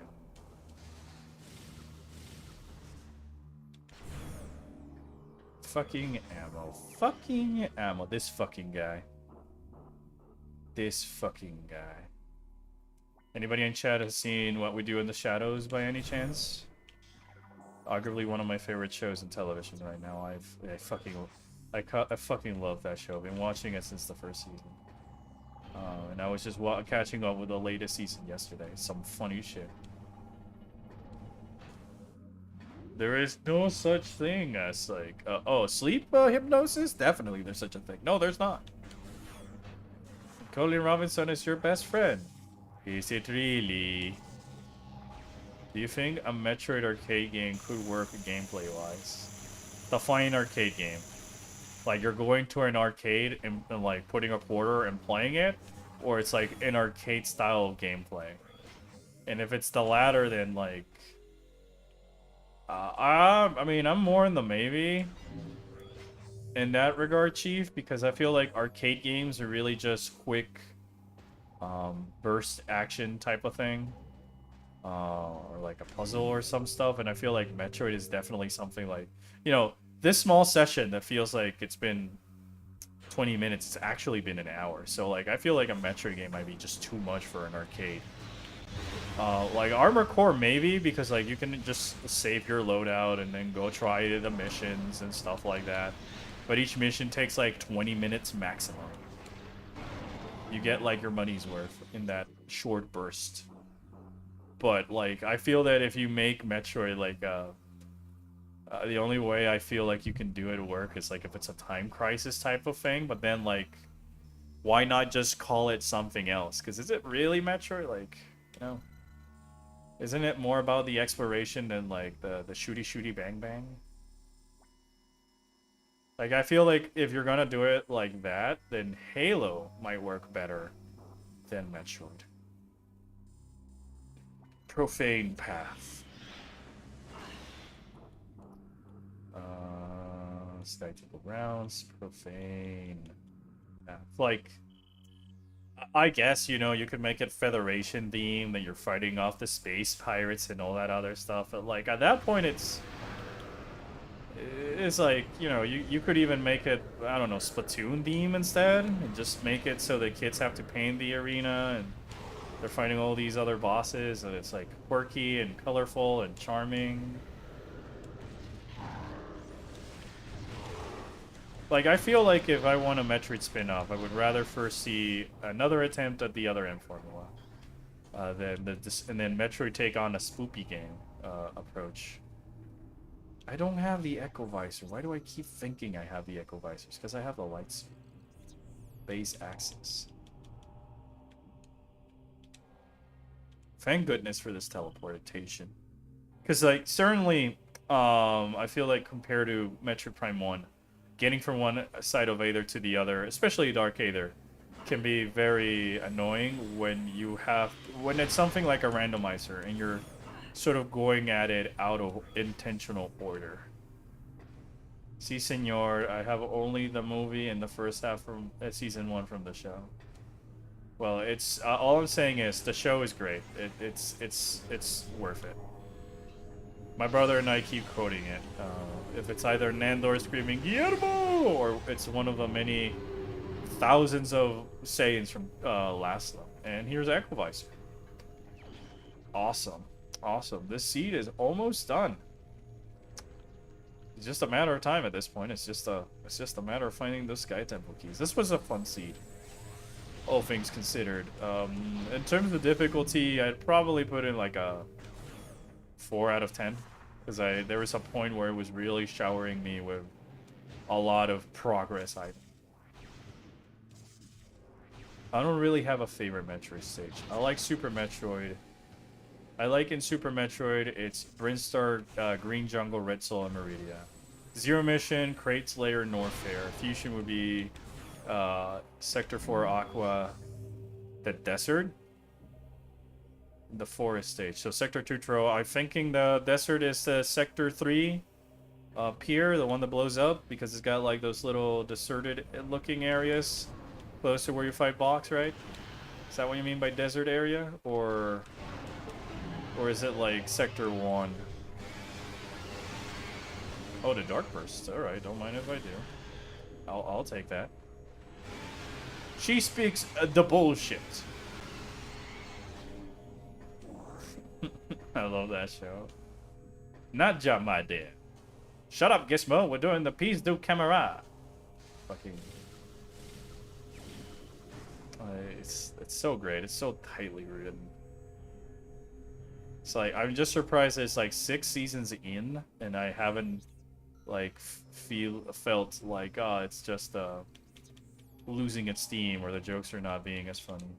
Alright, Temple Grounds. Nope. Warp, Sky Temple Grounds. Profane Path. This fucking guy. Chad, you can swear. I don't mind you swearing, as long as you're not swearing at someone else and being rude about it, you know? I keep saying the fuck word and the shit word and other naughty word here.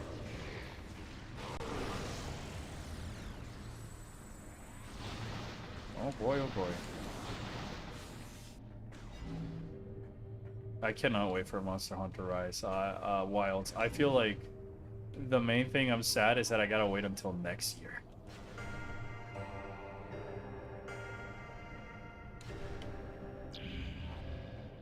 Oh yes, this silly mechanic. It's only used in like 2 or 3 doors, not even for story progression. What do you guys feel about this mechanic? You know, for all the things I hear people complain about Echoes, I'm surprised by how little people complain about this mechanic, where if I've heard people complain about this mechanic, I'll be like, totally understandable. It's kind of like okay at best. It's a cool idea in execution and visually, but like it's not really doing much in terms of the rest of the adventure. But I think it's also because you get it so late. Boom. Fine, then. I'll swear. Heck. It can soft lock you. Yeah, it can definitely soft. I heard it got less funny and boring at later seasons. I'm still gonna watch it regardless. It is as bad as some people say. I mean, a sound visor in the game is called Echoes. Yeah, I mean, it's the Echo visor after all. I mean, I can see why some people would say it gets, like, less funny and boring, but I think it's also, like, a matter of what type of humor you find funny, because I just think it's, like, the variety of jokes. Fortress Transport Access.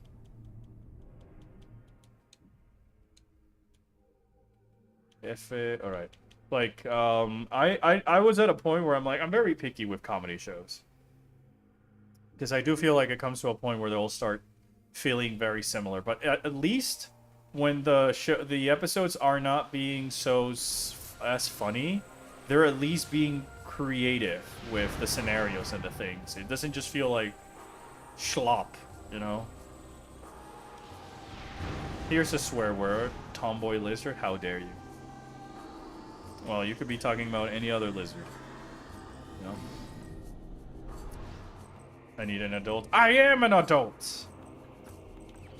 Wow, this game is really like, nope. Where are these last Sky Temple keys, for fuck's sakes? We're only missing 3. I guess it is time for me to explore the Ing Hive. Okay, spunky tomboy lizard. You. Yeah, it could be anybody. That could be anyone. That could be anyone. No, that could still be anyone. Yeah, there's a lot of items in Sanctuary I couldn't get that one time I went through it. But now I'm pretty much decked out with almost every other item except for Cobalt, apparently.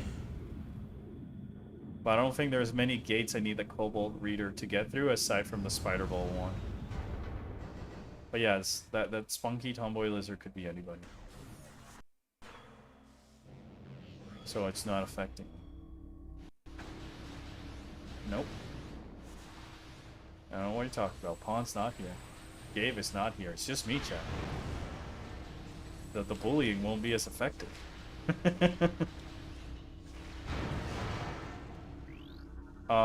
Yes, I am still editing a new video. The Echoes one, I wanted to have that out by, you know, the game's anniversary, make it special occasion and all this other stuff, but like real life responsibilities are present that I need to definitely address first. The Vegeta and Gohan a bridge quote made me think of that Sonic Boom joke. Which one of Sonic Boom? Speaking of Sonic Boom quotes, I really love Shadow in that show, just being like in character the entire time. So it's just like you're and then like he's finding Sonic, and it's that one quote of like, your spotty craftsmanship brings shame to all Hedgehog kind, and for that you must perish. You know, that's the type of humor I love from Sonic. Sonic Boom was a fantastic show. Kind of wish that the games were just more of that lighthearted thing rather than it's Sonic saving the world for the 4,000th time against this evil thing. Only Sonic can do it. Ooh.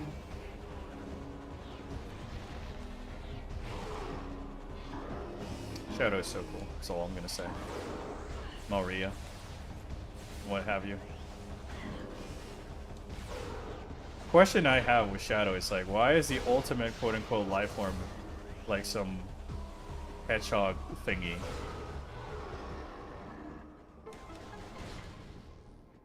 I was playing Luigi's Mansion on my 3DS, arrived to the room where the ghost baby is, and basically spent 15 minutes getting bullied by the baby because the Elven refused to work. My gosh, then you're gonna... Yeah, if Chauncey is giving you issues this early on, fucking some of the later bosses are gonna murder you, dude. There's like... The later bosses really, like, make you want to have to strafe a lot, so... I don't know whether or not you played the game before, so that's why I'm like not spoiling their names or mechanics. The prototype was a lizard. Yeah, I mean, why? Yeah, it was a. How did he go from like giant mutated lizard to like regular silly looking hedgehog? I don't know why that's not working. I think I have to reload the room. Yeah, I think I need to get far away from it and trigger Dark Samus breaking the bridge for that cannon to work. It's one of those awkward things where I have not met the flags to advance the room state. That was before the actual baby boss fight. This would have been the first time I'm playing Luigi's Mansion. Yeah, okay, so I'm not gonna spoil anything. I'm not gonna be that guy. I remember renting Luigi's Mansion a lot from fucking Blockbuster as a kid. It was a joke where Amy was giving Tails advice. There's so many I can think of, but like I kind of get the gist of what the vibe of the joke could have been like.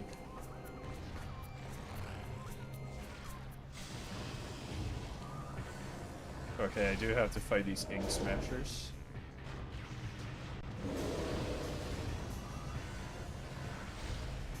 Or, you know, I could just, powerbomb them. So why wouldn't you powerbomb them if you already have them? I'm currently in Area 3. I really wish that, like, if they ever made another Luigi's Mansion game, that they take a closer approach to the art style and gameplay of the original Luigi's Mansion. It kind of is, like, a little bit Resident Evil in its own right, when you think about it. But I think that's part of the reason it was charming and kind of spooky, is because, like, it was really mimicking modern horror games and, like, using it for its advantage just for the presentation and for the setting, but with never really, like, going on, now Luigi's fighting a horde of zombies. No, they're still the silly ghosts. And I guess it's also because I like the ghost, the sign of the ghosts, the average enemy ghosts in the first game the most out of the trilogy. With that said, I really enjoyed my time with Luigi's Mansion 3. I 100%ed it all because I liked it that much. Bogmire would have been easy if I had known that I didn't need to use the L one to shoot the darkness at him. Yeah, but the L does make Bogmire a lot easier as well.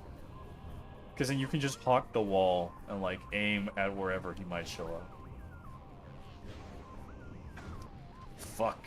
I hate this puzzle so much. It's pure random.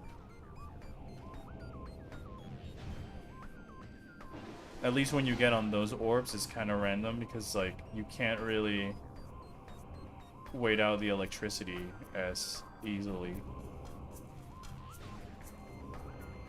And you never know which of these go with electrical shock. Like, I really wish if they make, like, a remaster that, like, these would go glow blue as to indicate these ones will spark electricity. Please wait. Like that one, you know?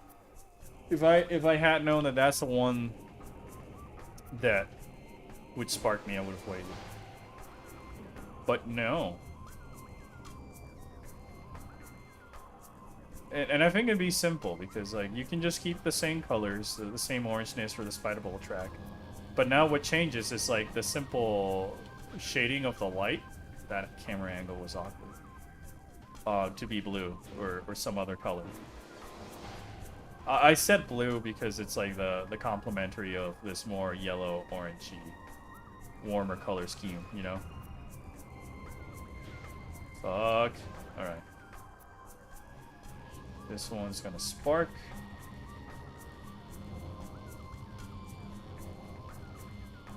It's just I can't blow air consistently. Oh yeah, right. Yeah, you use the L to blow the air. Also means I can't shoot fire wire consistently. Cobalt translator. Awesome. Actually necessary. Actually necessary. Alright, so Cobalt, we can grab this item over here.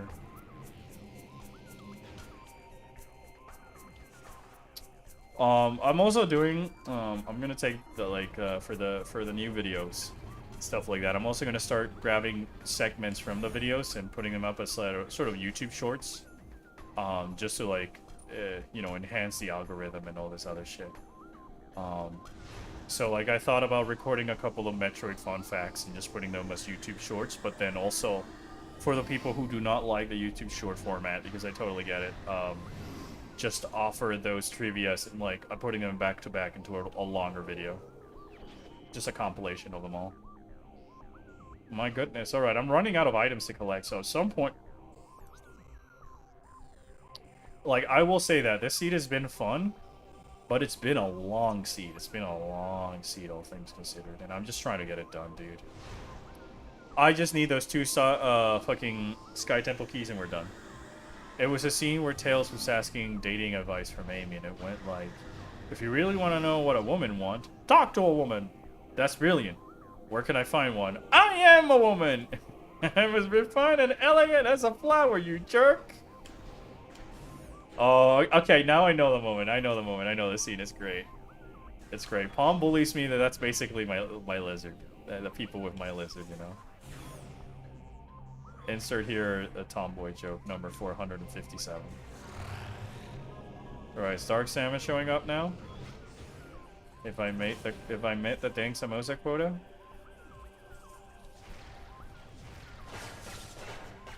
I hate the glutton ghost. Yeah, it's some of the ghosts in that game is pretty hard. Like getting the gold painting frames on Luigi's Mansion, it's actually like a bit of a challenge.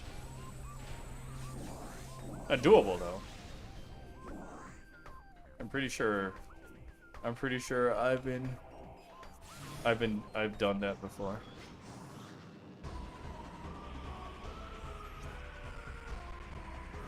Oh, okay, I think I know what the flag is.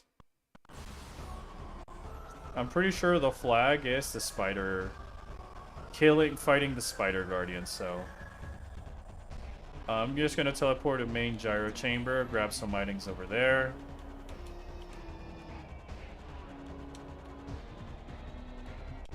I'm just gonna grab as many of the items I can over here and like reduce the backtracking, because it's a lot of trial and error. And in that regard, it's like, where can it be? Where in the heck is this shit? Especially when we've been jumping back and forth. Like, at least the seed has really, like, made me abandon a map, come back to it later. And when a randomizer seed does that, it's super fun.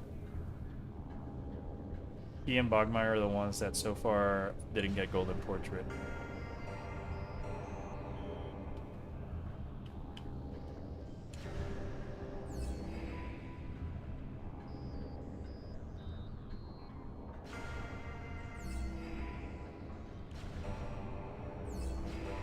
First try. Actual first try. And cannonball. Boom. Hey, another Sky Temple key. Nice. Awesome. Fantastic. Love to see that. Number 8. That means 3 is the last one.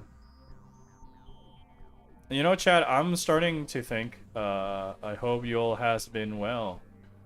Thank you, Ladybug. I've been pretty well. Did you saw Mega Man Battle Network 6? They did Evo. At Evo, they played Battle Network. They had like a whole Battle Network segment at Evo. It was crazy. It's so cool how much attention this game is getting now. Oh, we can fight Dark Samus. We can deadass just go fight Dark Samus. Shane Pond is not here though. I'm trying to manifest her, chat. That was the Tomboy Lizard joke for number 457. Well, he's number 458. Resi Lumboid Armstrong. Okay, I'll give you that one because it was like just backwards. That's kind of silly. Yeah, I think that was so awesome. I'm pretty happy about it. Yeah, no, I'm so excited. I haven't seen it. I might just put that as background noise when I'm editing videos and I don't need to like listen to myself code.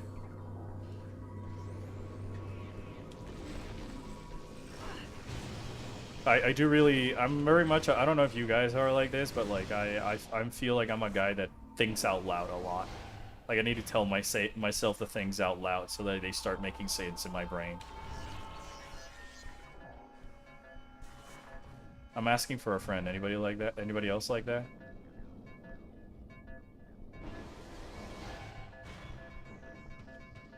There we go. King Hive key number 2. The question is gonna be this: will Chica or Chica, however you say his name, or Quadraxis have a Sky Temple key? Fire Dang Samosa behind Spawn's back. My monologue. We'll fight Dark Samus if you want, chat. But all I ask is that we make the obligatory pawn Dark Samus jokes in her honor.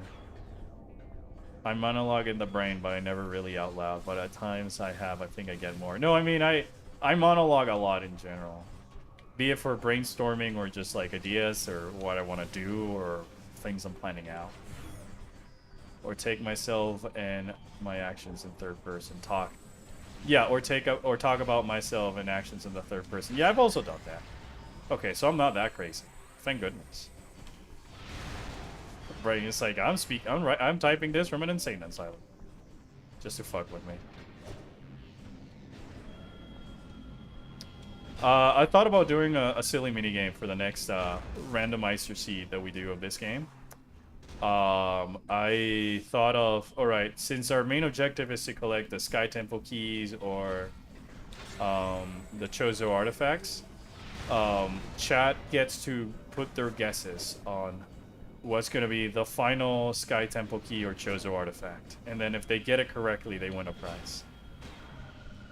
Like, we'll put everybody's vote on an Excel sheet. You can only have one guess at it, and if you win, like, if it's within reason, we'll see about like sending you a little prize or something, a sticker or whatever.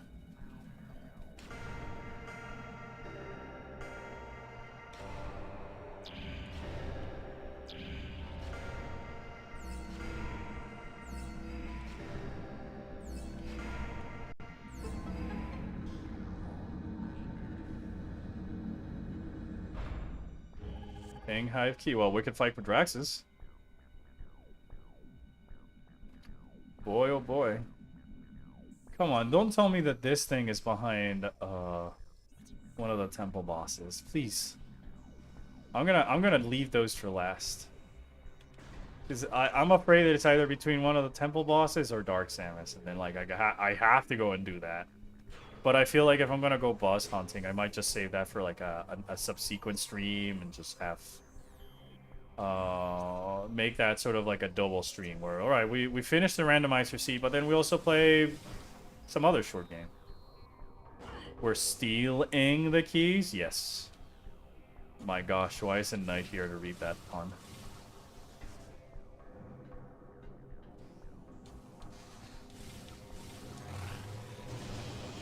But there's been the new Halloween event, so my lizard has a new glam. I don't know if I have a picture of it or not, but if I do, I can show it. It's a cosplay glam. It's pretty cool. It's always super cool when you can make like cosplay glams in 14. I've been working on a Samus one now that there's more like cybernetic armor looking gear.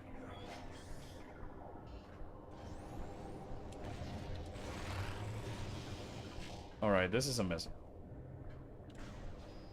That's just straight up a missile. I do not want to go through the entire process to get that one missile. Alright, chat. So the way I see it, we can fight Dark Samus, or we can go fight the Spider Guardian. So I'm pretty sure that's also a missile. And I need to fight Spider Guardian to trigger for me to get that item. So yeah, I think I'm just gonna Sanctuary Trim. Just fight the Spider Guardian.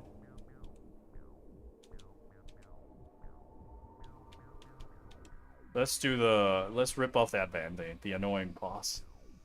That I cannot, can I cheese it with the power bombs? I guess I can stun it with the power bombs, but not deal damage to it. That's my guess. Another game I've been playing is Conquest. It was fun. Maps were fun. I did get cooked twice. Yeah, I feel like the older Fire Emblem games were better.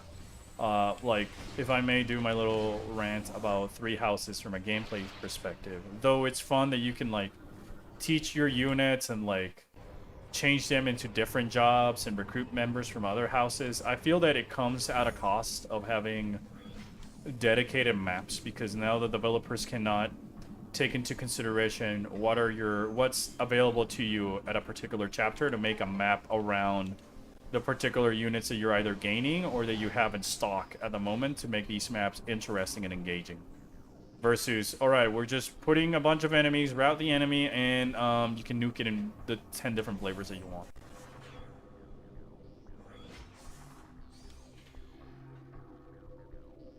Defeat the Spider Guardian, thanks Samosa 2, and then perhaps Shadow Generations. I don't know, I don't think I have enough time for all of that in the list today, Ray. And I gotta do, like I mentioned earlier, I have still lunch to eat and groceries to do, because I would rather get those done and over with today, so that way I can just be lazy today and tomorrow and not have to worry about going to the groceries during the weekdays when I'm definitely busy.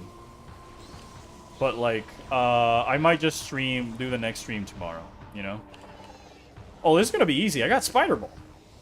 I can just cheese it. I got Spider Ball. All right, we might be able to do like at least 2 bosses.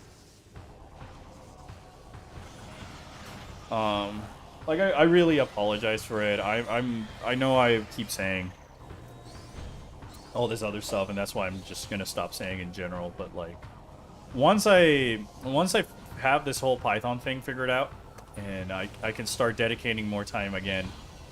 Oh, it's completely immune to power bombs. That's interesting.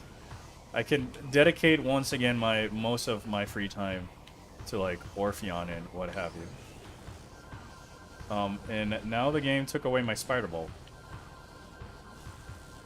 That's interesting. Despite having Spider Ball, I cannot use the Spider Ball. All right, that's what I was trying to do, but well, fuck it. But yeah, the idea of making the fully fledged streaming schedule would be like, you know, the same one we've been doing as of late, Thursday, Fridays, and Saturdays type of thing. Because I feel at those days I usually have either less work or I've been able to like get a lot of the work throughout the week done so that I can afford time to stream. Because in this current juncture, it's either I stream or I make the videos, you know, or I learn the Python thing. And I'm definitely giving the Python a priority because I do want to make those games that I've been having in my brain for some time. It's a recollection. One of them is a game based around recollection. So like, even if I cannot produce the show right now or one episode or whatever, I can at least make like a little text adventure game set in the world of recollection, Luigi's journey, and tell a story through that and stuff like that, you know.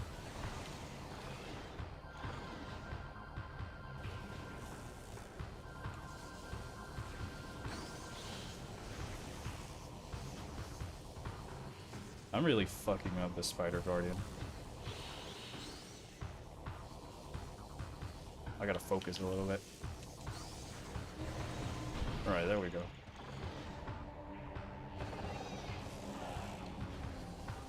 Oh, fuck. This is precisely what I was trying to avoid. This is precisely what I was trying to avoid. This is precisely what I was trying to avoid. This is precisely what I was trying to avoid. This is precisely what I was trying to avoid. Fuck me. Precisely, no. Precisely what I was trying to avoid.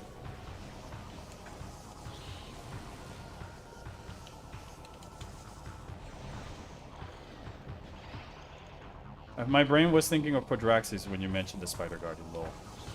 Well, I asked and chat said Spider Guardian. And then Dark Samus.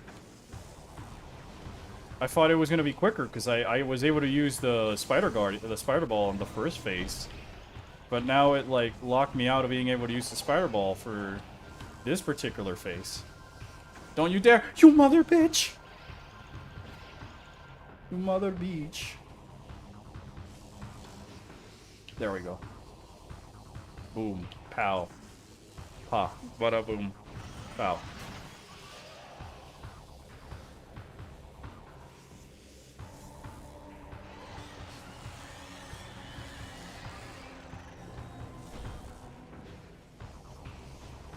Alright, now comes the real test. No, wait, this is... Oh, yeah, I forget. Oh, shit. I'm doing very bad at this. Well, you know what's the worst case scenario? I got the I can cheese this. I can just regenerate my health at any point because I'm playing the randomizer.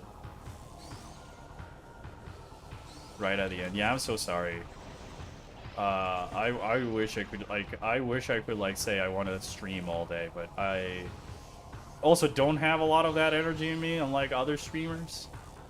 Like, I feel like I run out of things to say. My social battery is kind of low as well, so I feel like when there's an active chat, it's a lot easier, definitely. All right, hold on. We'll at least kill the Spider Guardian. Fuck me. Maybe not. I was more referring to the end game. You have the light seat. No, this is a randomizer run. It's end game because we have all like the Sky Temple piece -1. And this is the longest choke of a Spider Guardian ever. That did no damage. I gotta jump in more early.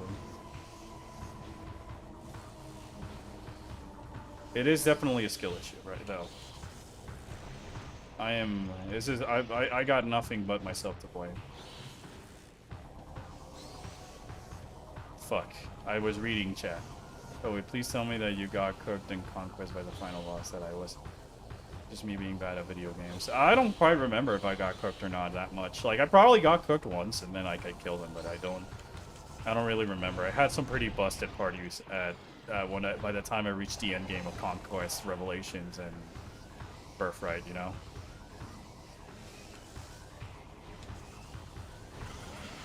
Because like I like to play games the same way as Armor Core. I like to make my builds in Armor Core. I just like doing big meaty damage in one go. So like I feel like I just made sure that by the time I was able to get to that final map and the final boss, at the moment I decided to fight it, I could guarantee the kill. Yeah, it completely desactivated my spider ball. That's interesting that there's like a flag for that.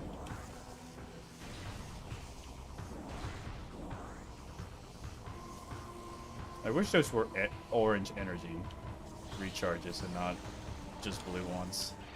What am I saying? But I love blue. Oh my goodness, that was close. I was playing blind, so I didn't know what was coming. I mean, I don't think anybody knows when they're playing blind. Huh? Huh? Huh? What is going on? Can somebody please clip that? This has never happened before.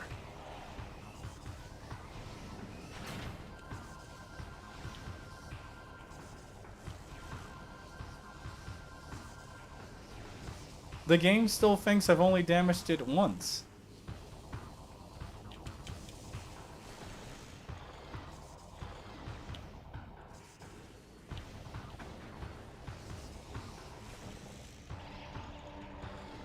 What is going on? Why is he not going quickly? I mean, he's up in that track, so he's getting fucked anyways, right? Yeah, he's just gonna walk into it. The boss is glitched. Also, I didn't know that endgame came right after chapter 27. I did cook him on my second attempt, but it still hurts. Yeah, I mean, I don't care how much it hurts. Cooking is cooking.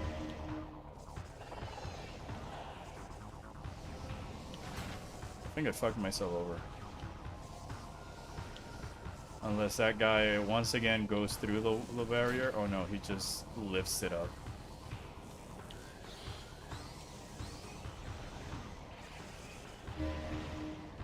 Alright, let's go into focus mode for a little bit.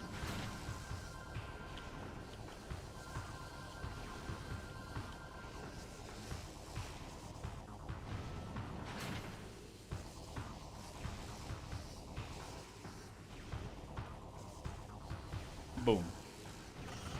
Boom. I guess the game forgot its rules. Yeah, I think me walking in here with a spider ball just like confused the game. And my reward for my troubles is the Dark Torvus key. How to lock in for a few minutes in a game? What did I miss? Me killing the Spider Guardian after glitching it. Also, Emmerich, I definitely will be on tonight for 14. I'll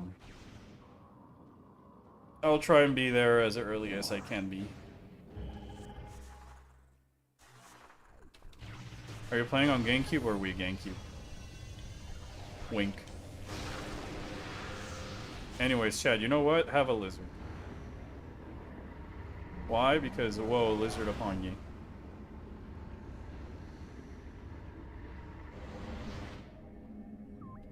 Whoa, lizard upon you. Alright, and I'm gonna go grab this item over here. Yeah, lizard jump scare.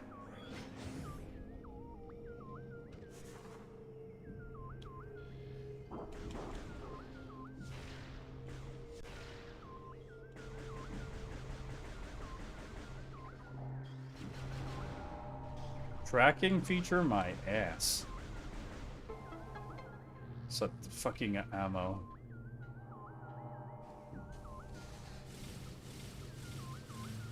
Okay, no, I cannot calling it. I cannot collect it by these by cheesing it like that, giving it it's that. I'm not gonna complain, so I'm just gonna go like this. She looks a bit like a bat. It's supposed to be like a werewolf. It's got the little werewolf ears and the little werewolf claws and like the little werewolf fur thingy. And then you can't see it in the picture, but she's also like, I also have like some werewolf like shoes stuff that match the claws on the gloves, so it's cute. I'd wish there was a way for me to change the lizard tail to like a werewolf tail just to complete the vibe, but I can't. No such thing.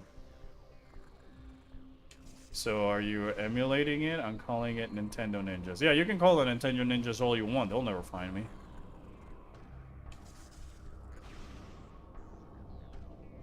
The Nintendo Ninjas don't even know of me.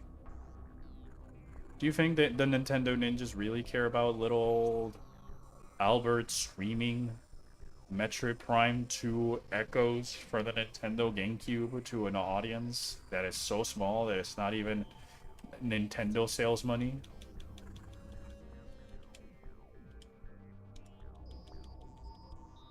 Alright, let's see if that has fixed anything. Let's see if my theory is correct.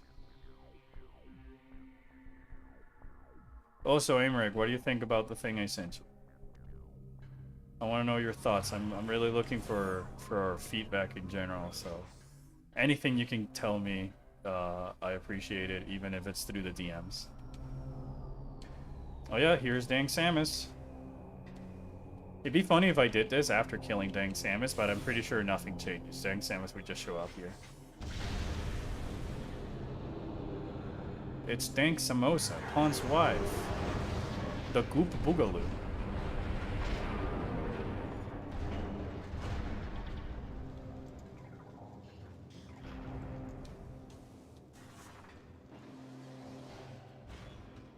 I might make another chat on my Discord server for like a focus group thing.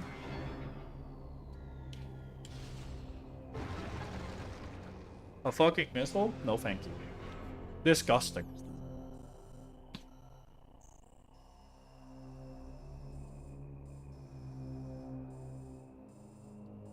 Culling chain.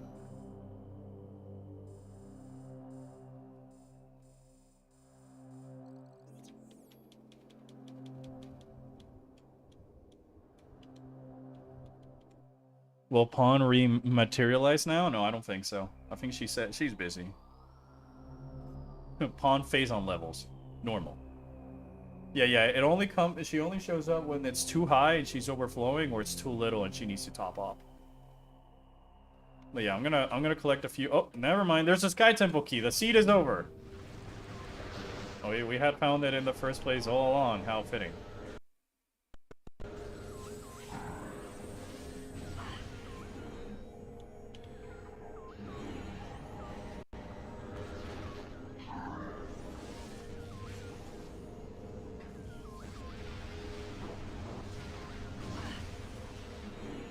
What is going on? This game is kind of funky right now.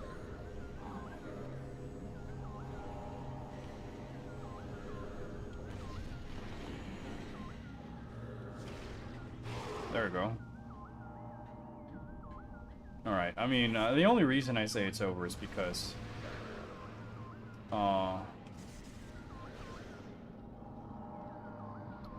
what do you call it? You know, I already got all the Sky Temple keys. Like, now we can fight the Emperor and end the game, so... No more Dang Suit means no more game stability. Yeah, the light suit fucked up the game. That's what I'm saying. That's my headcanon. The light suit, the light of Aether overwhelmed their suit. Alright, I'm gonna go find the save room. And then I'll have to call it a stream. So I can go do the things I said that I'm gonna do. But I might be able to stream tomorrow afternoonish. It'll be definitely later than what I am. It's closer to the evening, my time, Central Standard or so. By the way, thoughts on Reinka, both as a character as a unit. She's very neat, super neat, very neat. Really like Neat. Yes, I like her a lot. Yes, Neat. Both in both those. Really liked her as a unit in terms of character and the abilities that she could use. I kind of just liked Rinka enough to just make her like an ultimate like tank of sorts. And then I just kept using her and I kept using her and I kept using her. I don't know how good of a unit she is in comparison to the rest of the game, but I do not really care. I just care that I like the character enough and the strategy to keep using it.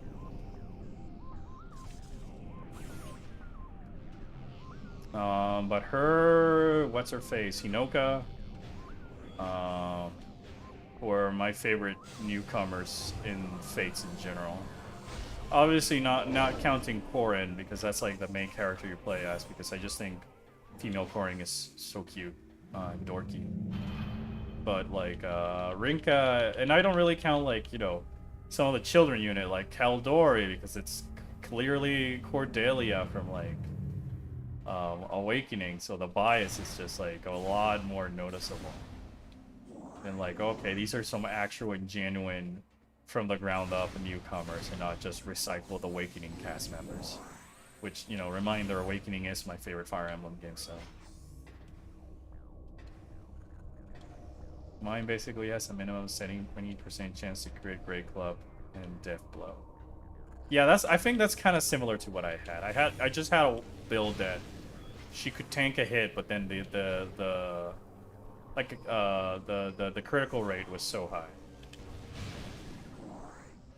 I don't have any survival horror atmospheric indie games to recommend at the moment. Well, I mean, it's saying it's like if you ever remember of any, please feel free to let me know. It can be like a DM, it can be on the Discord server, it can be in the next chat.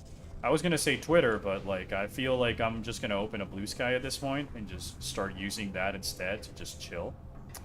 But like I stopped using Twitter because I don't like the social media in general. I think like social media is just too much. Then I gotta create content for social media to just keep audience attention and retention. I'm like, nah, I'm doing this for fun. I don't have the time or the energy to do all this other stuff and then still try to make games and whatever other art stuff I want to do. People follow me in there just because they actually want to see like whatever silly thoughts I have once in a blue moon. Lasso, Odin, and Selena. I gotta see them. Hold on, let me look at a picture. I'll answer this question before I go. FE Fates cast. Let's see, who were these characters? Because I generally do not remember much of how they look. It's been a while. The last time I did play Fates, like, it was during the time it was a new game and I had, like, the collector's edition. And, like,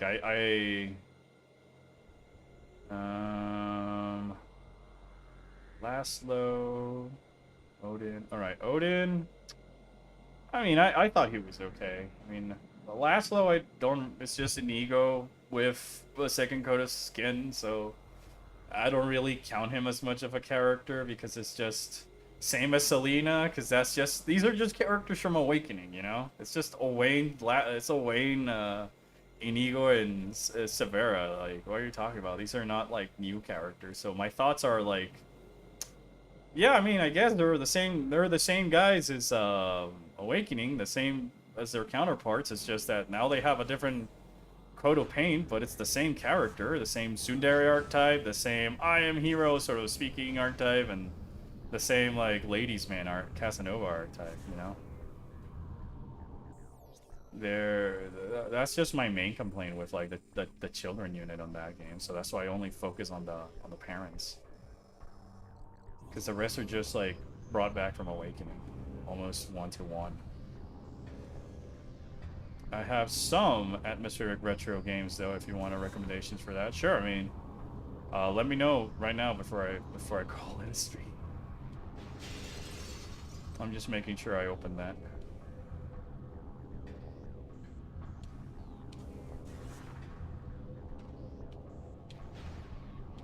Or if you want, you can also send them via like Discord brain.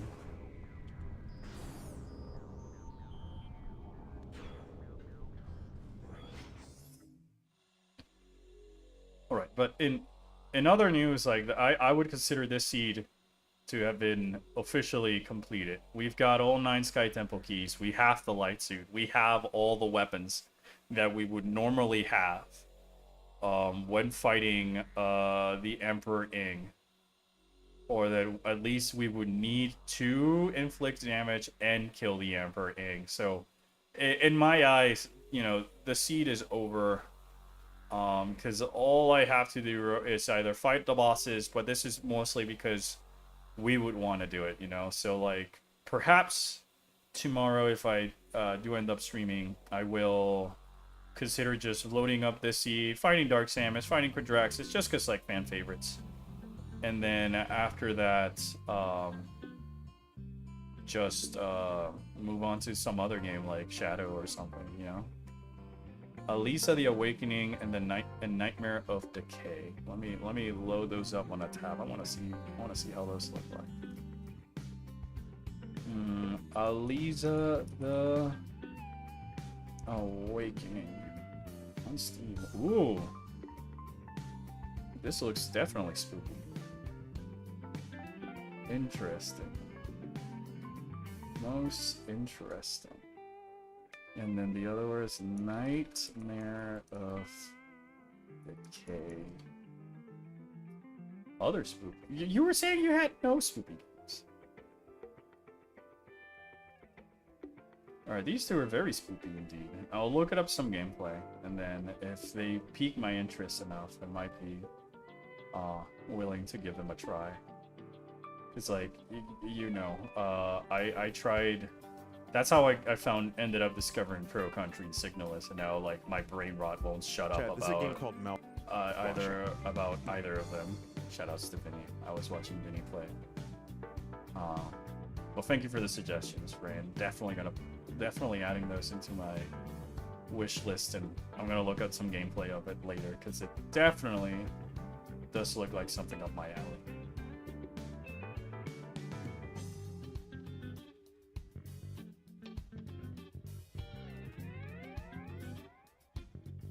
But yeah, I'm still working on the video. Like, the Echoes video will come out whenever it's ready. I'm gonna try and see how I can move my schedule a little bit to add just some more time to editing again. But the video is still being worked on. Do you want me to DM you the retro ones? I put them on the or put them in what Discord channel? I'll just DM me, because that way it'll be easier for me to find, because I can just load up the chat rather than have to scroll through whatever other chat you put it on, and then people are talking or whatever. But yeah, I'm gonna call it a stream here. I'm gonna go make myself some lunch and enjoy the rest of this otherwise very nice sunny afternoon. So with all that said, thank you so much for tuning in. Thank you so much for watching. I hope you guys had fun. That was definitely perhaps one of the quickest seats that I've ever done in terms of the randomizer. But, you know, thank you so much, and I really appreciate all of you guys, and take care. I'll see you guys next time.